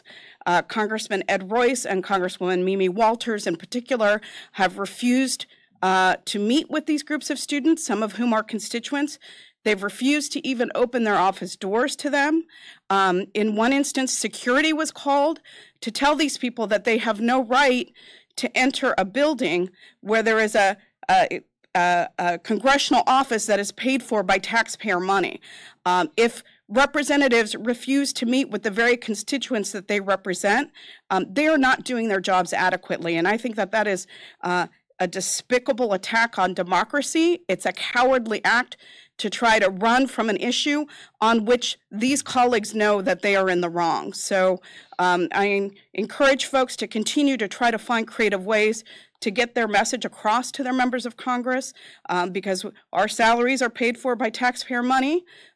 We have an obligation to meet with constituents or at least to accept correspondence that they are writing to us on an issue that impacts them and their communities. And with that, I will pass it back over to Joe. Thank you. Linda. Yes, sir. Do you think that it's wise for Democratic leaders like Pelosi and Boyer to be financially backing candidates in races where there is no incumbent? And you see it as a way of picking favorites? Are you talking about in a primary? In primaries where there's no incumbent, Pelosi and Boyer have been financially backing several different candidates. Do you see it as picking favorites? Well, I think that they have an opportunity to make evaluations as to those districts. I don't know specifically which districts you're talking about, but members have that right and ability to do that if they choose to do that, as do Linda, myself, and others as well.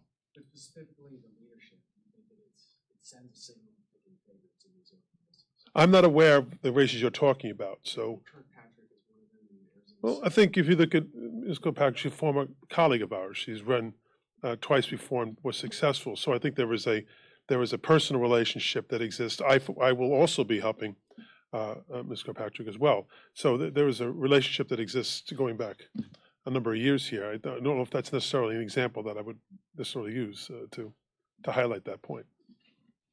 Yeah, I would just add many of these races are based on personal relationships that people may have or with candidates or viability of candidates.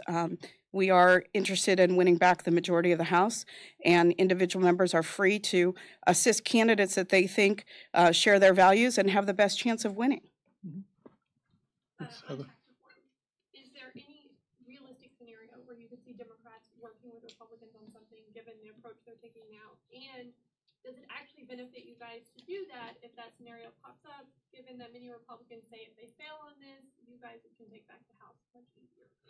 Well, I think when they put in those terms, it's really a call to arms to their folks, whether they agree with the bill or not, that they have to vote for it because their political survival or the majority is on the line, not putting forward what is the best policy, what is the best policy to help the American people move forward.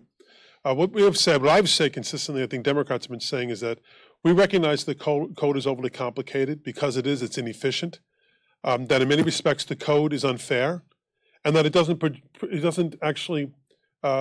code doesn't favor producing jobs in the United States. It actually encourages job production overseas. Those are things I think Democrats and Republicans can agree on. It's how we approach this, and so far, and I know it's not about process because no one cares about process, but Democrats have been excluded from that discussion. What I do say to my friends in the business community in the world, you do not want partisan tax bills. They don't have longevity. There is uncertainty that is built into a bill that is produced in that partisan type of way. When you go back 30 years ago, this past Sunday was commemorating or celebration of the passage of a bipartisan tax bill during the Reagan-O'Neill years. And why it had longevity is because it was a bipartisan bill. And I would stress to folks in the business community in particular who are concerned about this, that you want to see a bipartisan bill. You do not want to see a partisan tax bill passed. And so far, the Republicans have indicated they will use reconciliation in order to minimize or diminish any involvement of the minority in the Senate as it pertains to tax. So I think they've already indicated so far they're not interested in working with Democrats. As I said before, we want a tax bill that addresses the needs of the middle class and the working folks of our country. We also want to do it without blowing out our national debt. And their bill would create an additional $1.5 trillion hole in the nation's debt. They can spin it any way they like, but that is the fact. Corker has said it himself. He's voting for the resolution. At the same time, he said he won't vote for a bill that actually increases the debt by a penny. Yet they open the door by passing this resolution to increase it not by just a penny, but by $1.5 trillion. It's a big difference. But is it smart politics if the opportunity did pop up for you guys to work with them, given that you could take back the House if they come to burn? Look, they haven't even offered to talk to us about it. So you're asking a hypothetical question that we've been asking for quite some time, and they continue to ignore us. So, when are we supposed to get the message? They don't want us to be involved. We're getting it. Yes. What is the latest on DACA? Have Republican leaders reached out to you guys, and are you optimistic that there will be some?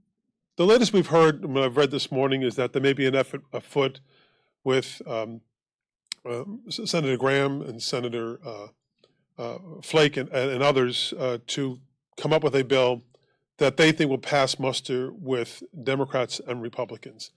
I can't comment on it because I don't know all the details of it. I would just suggest that the list that was put forward by Mr. Miller, I won't call him President Miller anymore, I'll call him Mr. Miller because I know they got Mr. Bannon in trouble when we called him President Bannon, so we'll just call him Mr. Miller.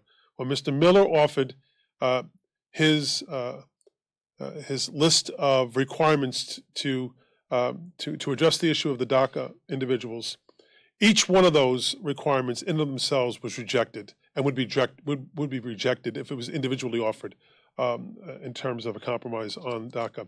We're talking about the lives of 800,000 individuals who are American in every way except in documentation. And those are the folks we're talking about, fragile souls who need to have this issue addressed, because for many of them, it is a life and death issue.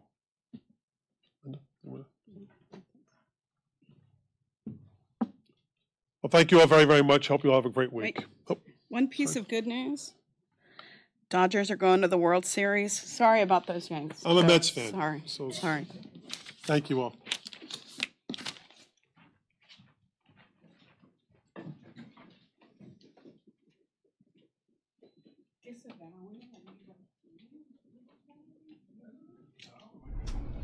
All right, so they're making a few baseball jokes there. That was earlier this morning on Capitol Hill. Guys, House Democrats with their daily briefing, but we're still looking at this live look on Capitol Hill as the president makes his arrival, and these are some stakeout cams in the hallway here. So we're going to kind of leave you with this live shot to keep you up to date with what's live and what's going on. We have two cameras here right now, so I'll flash between them a little bit, and we'll go from there. We're going to have another producer sit down with us in just a little bit to kind of chat about what she's working on for the 5 o'clock show and just sort of get the lowdown on what she does during the day to prep for that show. So we'll have her on in a little bit. Stay tuned with us, guys.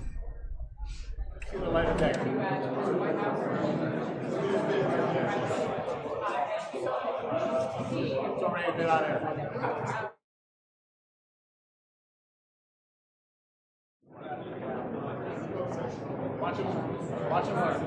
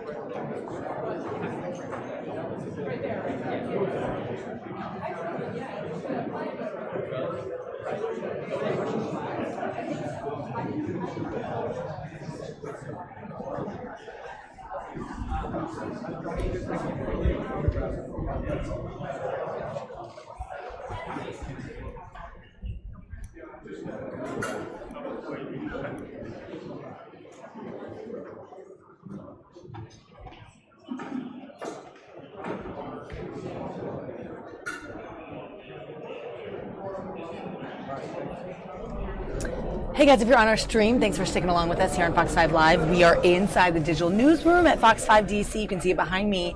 And we have these two cameras, stakeout cameras on Capitol Hill waiting for the president's arrival. Actually, rather, I believe he is already in there at this luncheon, this Tuesday luncheon. And these cameras, like we were talking about earlier, are just sort of in the hallways, sort of away. The media gets sort of pushed back away from where that room is. But you can see an outside shot as well as the stakeout cam on the Hill.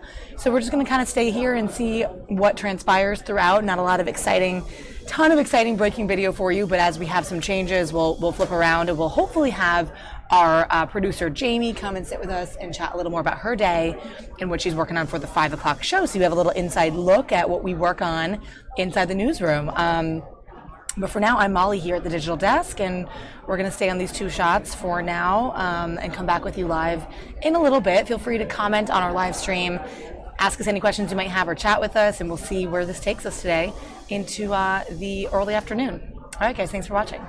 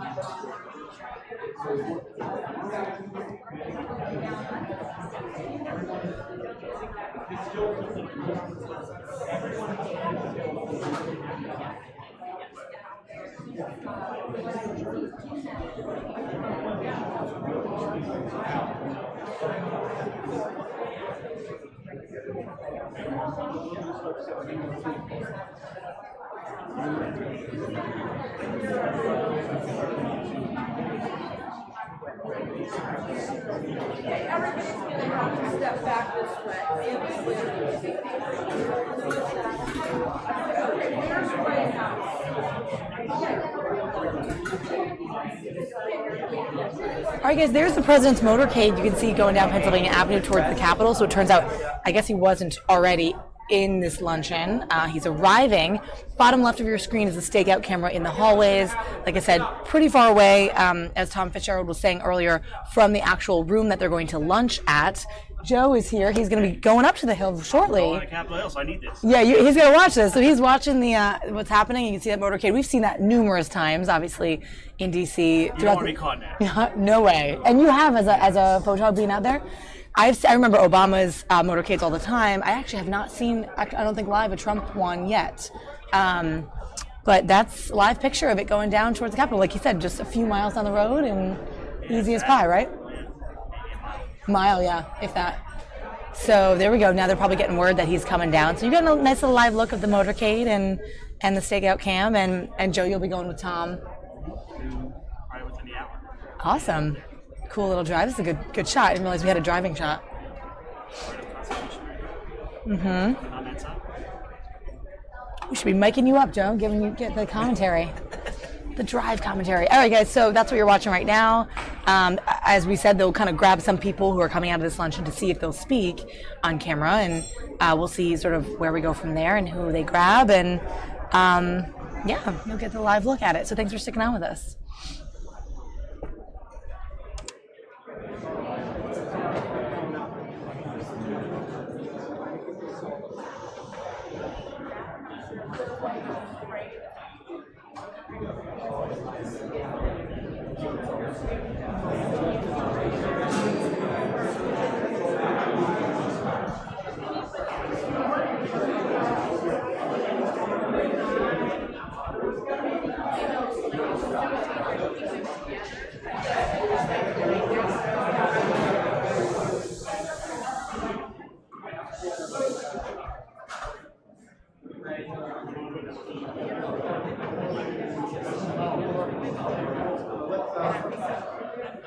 We're done. We're breaking down.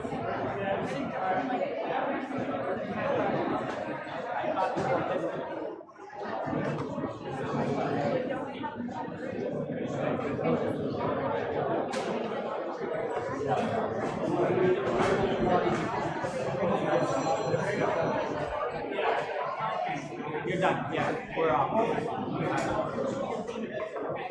Let them know.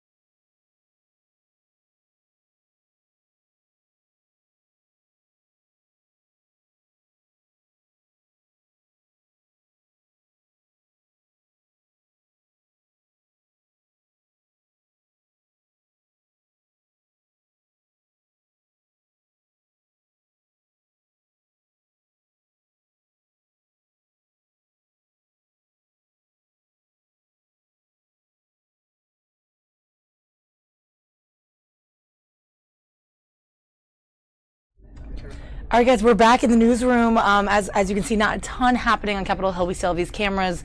I see some of the reporters that are familiar faces out there, but I want to quickly bring over, because Joe Spivak is here, one of our photojournalists from yesterday. He was out on a really interesting story. Joe, you don't have to say too much about it, but really interesting story. Let's grab the mic for you. I compel him. The second mic is over there. Find it. On a really interesting story, because related to all this, Melania Trump, First Lady, she's making her campaign anti-bullying. That's her topic, just like Michelle Obama was about childhood obesity, right, and eating healthy for children. And kids getting out and being active. Yep. And you were out with our reporter, Veronica Cleary, talking about Melania's outreach for this. And this was an interesting talker, right? You talked to some people on the street. Yeah, because I guess, well, you know, it's sort of unusual that Melania's going to do anti-bullying as one of her main campaigns while she's in the White House, considering a lot of people think her husband is not the most polite. You know, maybe he's a little more, maybe he's forward. Maybe he's sort of on Twitter. Yeah, he does say some intense things. I'm trying to avoid calling him a bully, but a lot of people out there are like, he sort of can be bullyish at times, and it's funny that, you know, Mrs. Trump is going to go a different direction. Yeah. So it'll be interesting to see how that all plays out. If, who knows? Maybe one person yesterday said maybe if she takes on this campaign, she could calm her husband a little bit on Twitter. Interesting. But who knows? You know? Was it a actual? I actually didn't see what it was. Was it an actual event where she announced this was her topic? Yeah, she was at a school. Okay. It was a school. I think it may have been in Connecticut. Okay. Maybe Michigan. Oh, see, I'm a little good at Tom. He would know. I don't know. But but she was out and she tried to tell kids yesterday. Cool. She basically said, you know, at lunch, don't let kids eat by themselves. You know, include them in a group. Don't just isolate kids. So I guess that's going to be her campaign. I like that she's making that, and personally, I like that. I think I can resonate with that, and I was always a proponent of that, even as a child. And I remember that in elementary, middle school, and you have young kids, so you see it. My son is in kindergarten, and already someone said something mean to me yesterday, and it really upset me. I and can't it's stand it. Yeah, the kids. It pulls He's your heartstrings. He's 5 yes. or he's 6. He just turned 6. Yeah. So, but it happens at school. And it's a way of, and not to sugarcoat it in any way, but it is a way of part of growing up, and it's part of getting stronger and having a tough skin. But there's definitely a line, and I think it's cool that she's making this her topic. I feel like it's worse with girls. Girls are nasty to each other. I don't know if it's catty or what, but especially as they get older, as they get into teenage years. It's hard for me to think back, to be honest. I mean, I went through all of that as well. Of course, like 3 years ago for her. Yeah. No, but and then you do think back as to maybe you were a little bit shielded from that, or somehow you were in some environment, or your parents that somehow shielded you from that, but other people go through other things, and in a way, it makes you count your blessings and find some gratitude for it. But I think it's interesting too, because she has a young son, Barron, who's 9 or 10 or whatever. So that sort of goes with it. I think that makes sense. Yeah. And we'll see. I mean, it's a issue in school. At the same time, you see a lot of people say kids need to toughen up. You know, you can't coddle them always, but there is a line that where you try to teach your kids not to. Like for me, I try to teach my kids not to push other people around. So, but it does happen from time. I've had some stories come home already, but we'll see what she's going to do. It'll be interesting to see how she approaches it, and this is one of her first sort of formal things now that she's in the White House. So we'll see. Yeah, we've seen her out in schools, and we've taken some live feeds of her in other things, of course, promoting different awarenesses and charities and whatnot. But I haven't actually seen her speak specifically on that. But I'm sure we'll see it throughout now. And who knows? Maybe there's a story. Who knows if she was bullied? Obviously. Oh, good point. As a child, so maybe it's she may have her own story that inspires her to do this. So yeah, we'll or something driven by her child, of course, too. In a few moments, guys, too, we're going to talk to Jamie, who's one of our producers. Can't wait to get her over here to chat about what she's working on for the 5, which is our 5 p.m. show, which is the one that you're going out to, I guess, film or go out to do a live shot with Fitz. Yeah, we'll be at Capitol Hill for the Trump He'll be there. visit, I know this is dark now, but we'll change this up. I'm surprised. Yeah, we'll change up our cam. There it is. Live look outside the Capitol. We will be there. Cool. So you're running out there soon, or what's Yeah, we're going to probably pull a couple more pieces of video that we're going to take with us down there. So yeah. Awesome. Heading down. All right. All Thanks, right. Joe. See ya. Okay, Bye, we'll be back with you guys soon.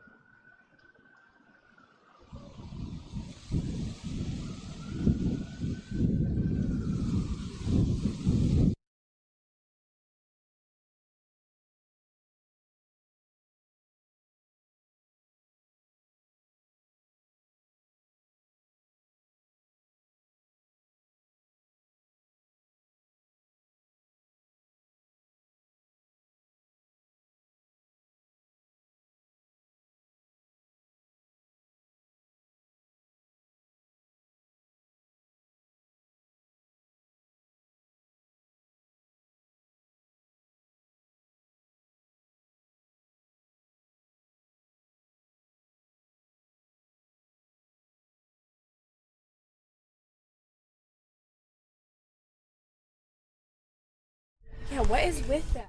So guys, like I said, we're back with Jamie, who is our producer for The Five tonight, and we're kind of keeping our eye on Capitol Hill as we saw the motorcade just go down Pennsylvania Avenue to the Capitol. Bring that sound down. We'll just come back in for a full shot here of myself and Jamie because I never get to talk to her. Ever. She's never here dayside. Never. She's working on the 5 o'clock, and it's cool to kind of get a producer's perspective, just on maybe stories that went by the wayside that you would love to include, or just ones that are popping out to you that you think are interesting for tonight. Yeah, I mean, I don't know if you guys heard, but Kid Rock decided whether he was going to run for Senate or not. And what's the ultimate? So he's apparently not. It's Right. a no. It's a no. And I guess it was a very firm no, and he was surprised that people kind of thought that he was going to run in the first place. Oh. So We brought this up in our editorial meeting this morning, and it was a cool kind of pop culture thing. I guess I'd heard that and the rumblings, and he's always been an outspoken Republican, I guess. Yeah. And then he came out with a tweet today that was just like, There's by no the way. way- Yeah, I'm definitely not running. oh my gosh. So, So that's kind of a talker. You're going to put that in there? Yeah, that's in there. So if you want to hear more about that, tune in at 5. Also, be careful what you sing in the car because you could get arrested. I think I heard this on the morning show. Someone got fined big time for singing. It was like $118 for singing very loudly, but the police thought that he was screaming. So they cited him. As screaming it was like yelling. It was apparently it's a fine. It was like almost $120. And it was like, what song was it again? Everybody Dance Now. Everybody That's Dance what Now. it is. And they played it on the show. You can't not get into it. That was funny, and that was in Canada. Yep. Okay. So you're probably safe here, but That's a good one. Yeah. It's a good story. What else is kind of making I guess we have our reporters on various things. Yeah, I mean, obviously Trump is meeting with Senate GOPs today, so Live look at the Capitol there.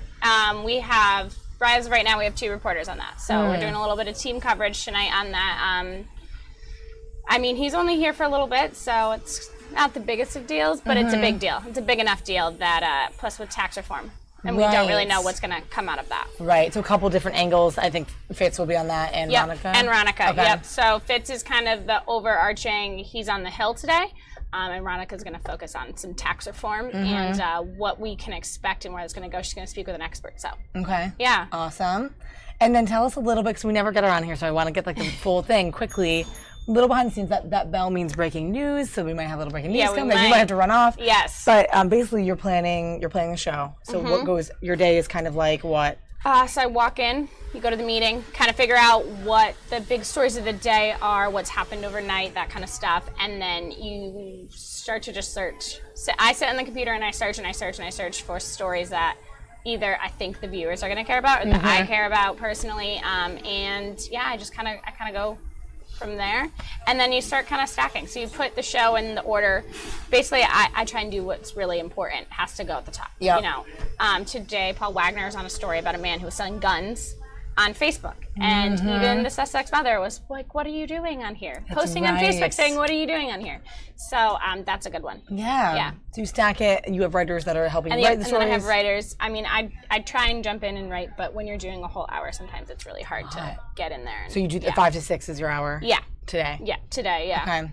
Someone else is 6:30. Someone else is 6. Someone else is 6:30. Yeah. It's a little cool. Yeah. I know. I never get that little angle. I always try to maybe have our other dayside or producer Kinesia in here, but I just never have been able to grab her. So yeah, I'm glad to get you. It's a little bit of a scramble during the day. So, but I'm happy cool. to sit down and talk with you. Yeah, I like to kind of pull in some people from the newsroom just to get a little inside look, so it's not just random streams, but we kind of mix it all up and look for what's live. Obviously, a lot of our live cams today are on the Hill. Yeah. And if anything else breaks, we'll bring that in too. But I'm not sure quite what we just heard over there, but I'm sure we'll get an email and we'll look into it. Yeah. So for now, you just kind of keep stacking. You're looking into if anything breaks, you throw it in. Yep. Probably gonna have to go over there and figure out what that little nice little breaker was. Cool. Hopefully something good. Yeah. Awesome. Well, it's good to hear some hot topics and see what else the day has in store for Jamie. So anyway, guys, that's Jamie, our producer. It's nice to sit down with all of you. Yeah. Go check it out. I will. I guess Thank Kyle's you so over much. there. All right. Thanks, Jamie. Definitely means big deal. He's like, oh, something happened. All right, guys, we'll bring you back to a full screen of this stakeout on Capitol Hill for now, and then we'll jump back in.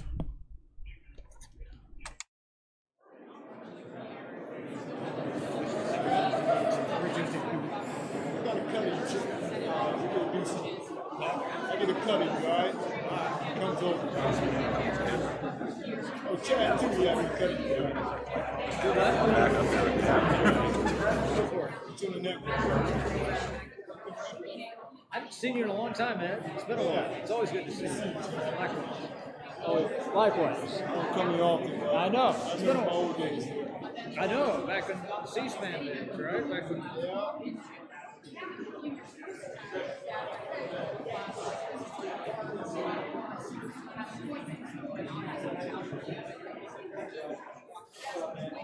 Thank you.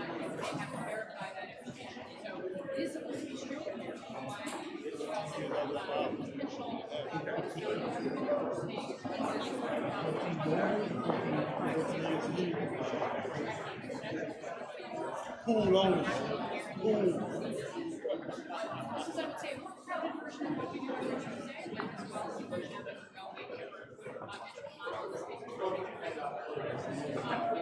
Hey, Hayford. Hayford.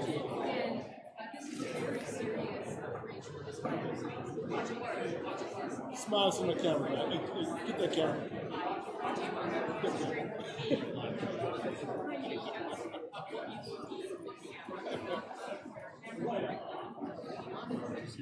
Must be rookie day. Rookie day.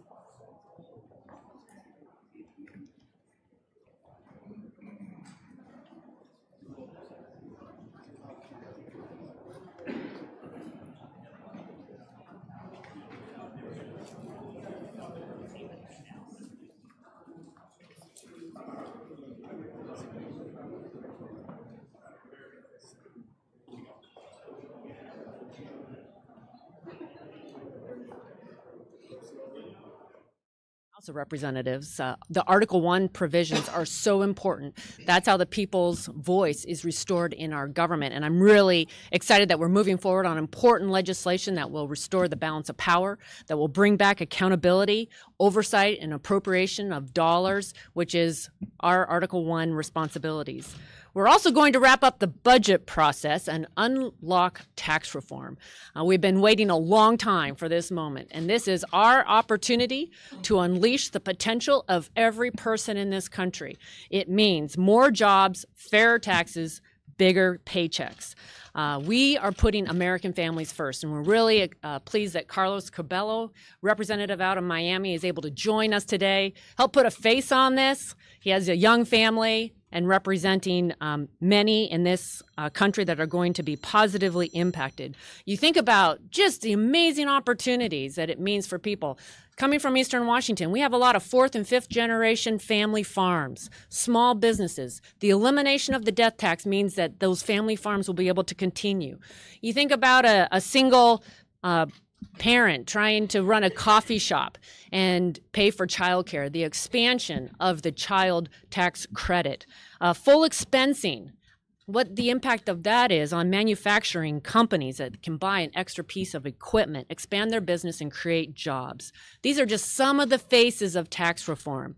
They're everyday, hardworking men and women all across this country that are many living paycheck to paycheck, and we want to help with reduce that burden, the cost of living on, so that they have more of their dollars in their own pocketbook. So along the way, we're going to be giving you all of the details. We're setting up a text messaging that I know you're all going to want to join. All you got to do is text tax reform to 50589, and you'll get the latest and greatest. Carlos Cabello here. Thank you so much, Kathy, for inviting me to be a part of this press conference this morning and to talk about the most important thing that Congress can do for the American people, which is to pass meaningful tax reduction for every American family, to overhaul the tax codes so that American companies stop leaving the United States and instead invest more here in American infrastructure and in American families. This is about all of those people who haven't benefited from the economic recovery. We've had a long recovery in this country, and it's been very good for people, especially people at the top. But what we want is for the economic recovery to reach every household in our country. People who are frustrated, people who feel like they've done everything right, but they still can't get ahead. Young people who have gone to college, invested in a degree, and still don't have a quality job. This is about them. This is about thousands of immigrant families in my district who came to this country with a willingness to work, who love this country as much as anyone else does, yet they're not getting ahead. So I'm so excited that we are officially kicking off this process here very soon in the Ways and Means Committee, that we're going to put a product out there that every American is going to be able to see is going to improve quality of life in this country. And lastly, I'll say, this isn't just about taxes and about the economy. This is about us showing that Congress can work together to improve the lives of every American. This is about restoring the faith, the trust, the confidence in our government, which is something we sorely need in this country. So thank you, Kathy, and to the rest of our leaders. Steve. Great job, Carlos. Thank you for joining us here today. We're talking about cutting taxes for American families. And that process starts this week by passing our budget. So we're going to move the budget this week so that we can truly start the process of cutting taxes across the board. And what does that mean to American families? What we've seen over the last decade is an erosion of our middle class. We've all seen big companies moving thousands of jobs overseas, and we've complained about it. We don't like it. Well, now we're going to do something about it. Our tax cut plan not only benefits the middle class, it allows us to rebuild the middle class by bringing in those jobs back to America. Let's be competitive again. And it's real easy to do, and for whatever reason, you've got some people on the other side that want to keep tax rates high. We don't want to have the highest corporate tax rate in the world. We don't want to keep seeing jobs move overseas, so we're going to do something about it with our tax cut plan. And that plan not only rebuilds the middle class, but it actually puts more money in the pockets of families. The Council of Economic Advisors just came out with a study last week of our tax cut plan. And what it shows is this, that for the average American family, they're going to see $4,000 per year more in their paycheck. Now, what does that mean, having $4,000 more because we cut taxes for families? That means they can add on to their house. They can buy a new house. They can buy a new car. They can go on a family vacation. This is something that's going to help benefit the middle class. And what it also means is simplicity in the tax code. Everybody knows our tax code is too complicated. In fact, most families have to hire somebody to do their taxes. Under our plan, you'll actually be able to do your taxes on a postcard. Over 90% of American families under our tax cut plan not only will get $4,000 on average more per paycheck, they're going to actually be able to do their taxes on a postcard. Tax simplicity. Let's rebuild the middle class. Let's bring those jobs back from overseas, back to America. Let's pass this budget and start tax reform.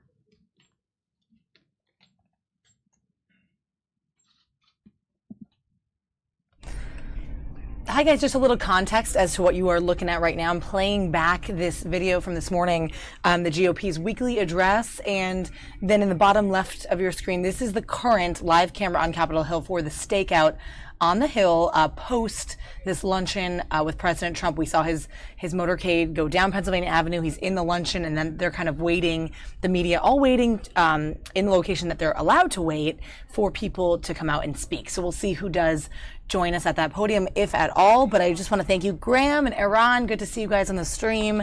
And thanks for your comments. Really good to keep this chat going. We had a lot of cool people on our stream today, including some producers and news people and reporters in our newsroom. So really fun one today. I tried to grab a lot of faces so you can kind of get to know some more personalities. So if you are interested, you can always play back the stream when it stops. But we're live right now inside our newsroom, just trying to play you the relevant videos and keep you up to date with what's happening in the news. So we'll go back to this this playback of this video from the House Republicans.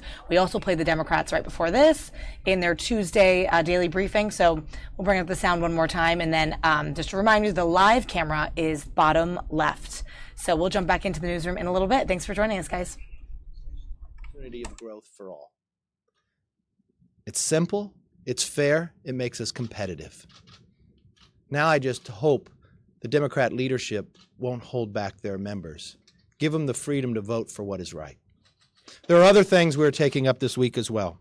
As you notice, we'll have 2 sanction bills on the floor dealing with Iran and North Korea. I do want it noted that the North Korean sanction legislation, we have changed the name. We are going to honor Otto Warmbier, the 22-year-old University of Virginia student who was brutalized and tortured by the Kim regime.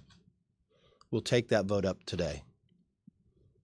Now, when we take the budget up on Thursday, that will speed up tax reform by 2 weeks. That is the second phase as we move into tax reform. First, our budget, now getting to reconciliation. We are committed to get this done. It has been too long and too many decades. America needs this.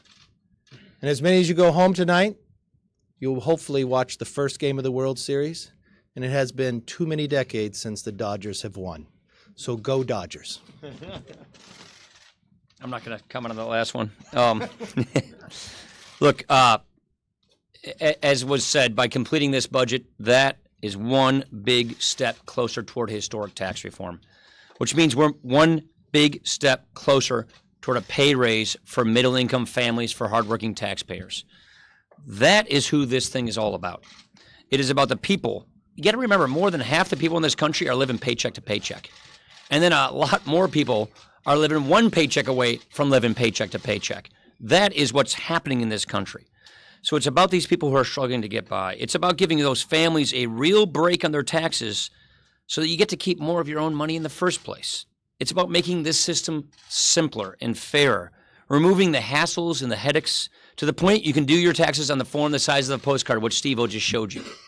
Because all that time and money that Americans spend during their taxes, that is time and money that could be better spent on other things that are important to families. In addition to all of that, we're going to help workers in a big way by leveling the playing field for American businesses, big and small. What that's going to do, it's going to help bring back jobs and capital that have gone overseas. So it is no surprise that we've already seen a number of estimates showing that this alone is going to mean more take-home pay for families, higher wages, bigger paychecks. Helping middle-income people isn't just the goal of this plan, it's the whole purpose of this plan. So adopting this budget is another sign of real momentum for tax reform, of getting the train on the tracks and getting this moving so we can deliver real tax relief and a healthier, stronger economy for the American people. I want to thank President Trump for his leadership. I want to thank him for expressing to our members just how urgent this is for the country and how needed this is for workers. As he said, we are on the verge of doing something very historic. We are on the verge of doing something that is going to make a big difference for so many families, and that is why we're excited about getting this budget moving this week and moving on to tax reform. Questions?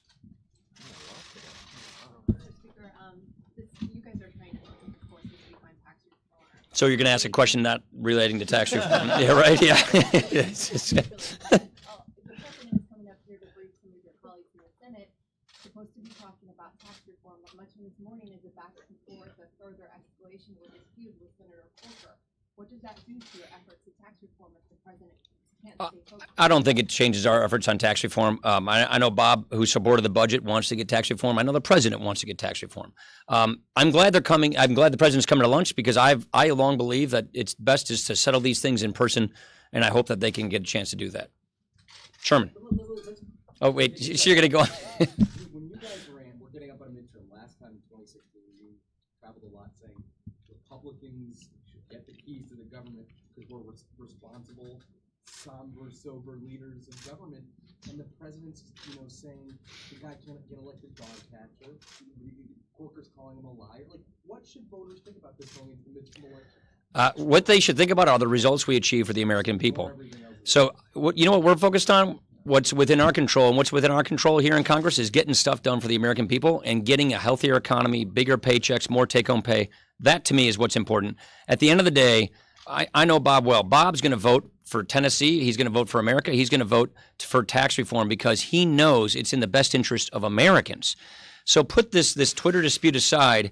The fact is we have a historic chance of actually fixing this tax code, giving people pay raises, and getting the American economy growing at the rate where we can actually get bigger paychecks, more take-home pay, a healthier economy. That's what matters.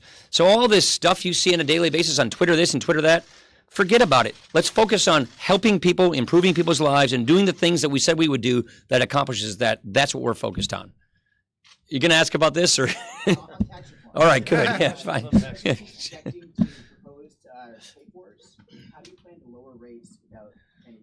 I would love to answer that question because that's what the Ways and Means Committee chairman does. But I'm going to have to defer you to Kevin Brady. The Ways and Means Committee, they're the ones who hold the pen on this thing. They're the ones negotiating this bill, writing this bill. So all these questions will be answered very shortly when the Ways and Means Committee puts out their mark. But if you have any specific questions you want to ask about it, I would encourage you to ask the Ways and Means Committee because this is their jurisdiction.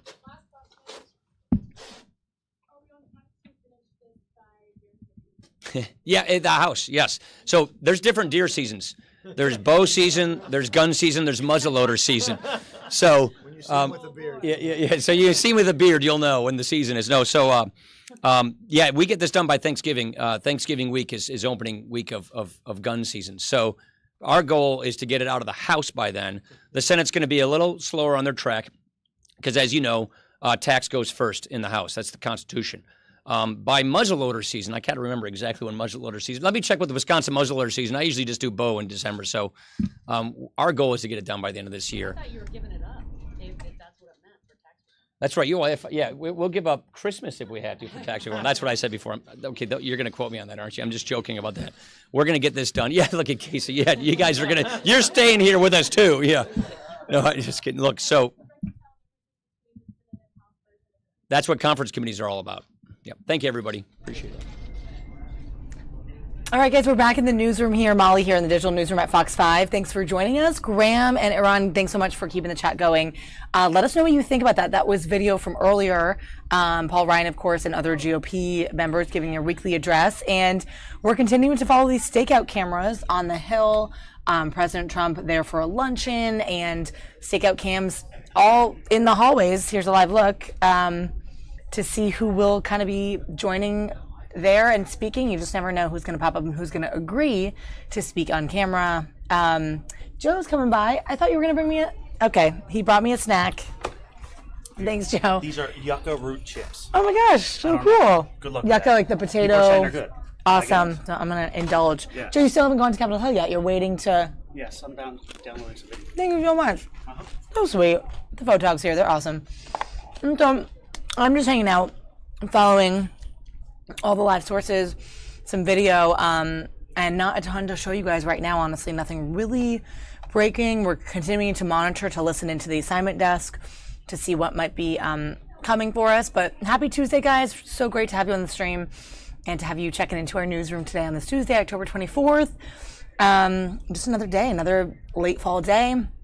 Weather guys were saying it's going to be hot today, and today's sort of the last day before it turns a little more crisp, a little more fall tomorrow and into the end of the week. Yeah, yucca root chips. Isn't that nice? So good. I'm going to go check out that bag later because I have no idea, but this is what it looks like. Kind of see a little closer. Salty snack, kind of yummy. I like it. Anyway, thanks for following along with us. Like I said, it was really fun to kind of have a few different personalities from the newsroom join today because we actually had more people than I thought in-house. So we had various people who are working on their stories. We have our social media editor and some other people who are hanging out in the newsroom today. It's not so empty. It's a little more bustling, you could say, for the day. So as you can see, some photogs haven't even gone out yet on their stories. So we're kind of checking in with them as well. Lots going on in the newsroom. And I want to remind you, if you're just new to our stream, check it out. There's our subscribe sort of billboard. That's what it looks like. That's our YouTube channel. You can subscribe to it. You'll get alerts on your phone as to when it pops up. You'll get alerts on the app if you use that, maybe on your iPad or whatever you use. And you can also, of course, watch along with us on YouTube, whether it's on your phone or on a desktop or laptop. So a lot of different ways to check into us here at Fox 5 Live. We're heading up into 2 o'clock. So we'll probably kind of slow it down a little bit and check into what we have last second in case we have anything breaking. But just reading your comments here. Oh, cool. Iran used to eat them at a restaurant, the yucca fries. Yeah, really cool, right? It's a root vegetable that they turned into these salty snacks. I'm digging it. So I'm going to go check out that bag. He also brought me a biscotti. He was like, you're Italian, so you're going to eat this. So thanks, Joe, wherever you are. All right, guys, back to this live camera on the Hill. Anything else breaks, we'll bring that into you. But again, thanks so much for joining. And we'll definitely see you tomorrow, right, at 11:30. Don't forget, jump into our stream. We'll have some new faces on possibly throughout the rest of this week. If we have any interesting guests or interesting viral videos, anything that's popping on social media, we'll bring that to you as well. All right, thanks, guys.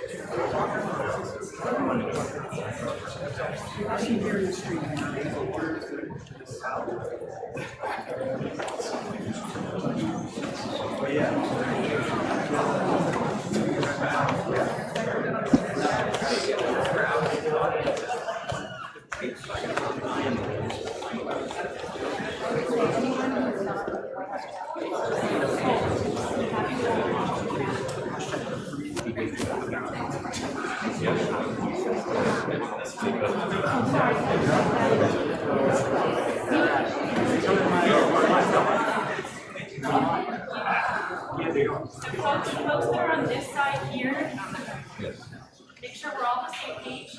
We have to stay here while the travel pool is leaving. Have the press will stay here, the travel pool will be leaving. Okay?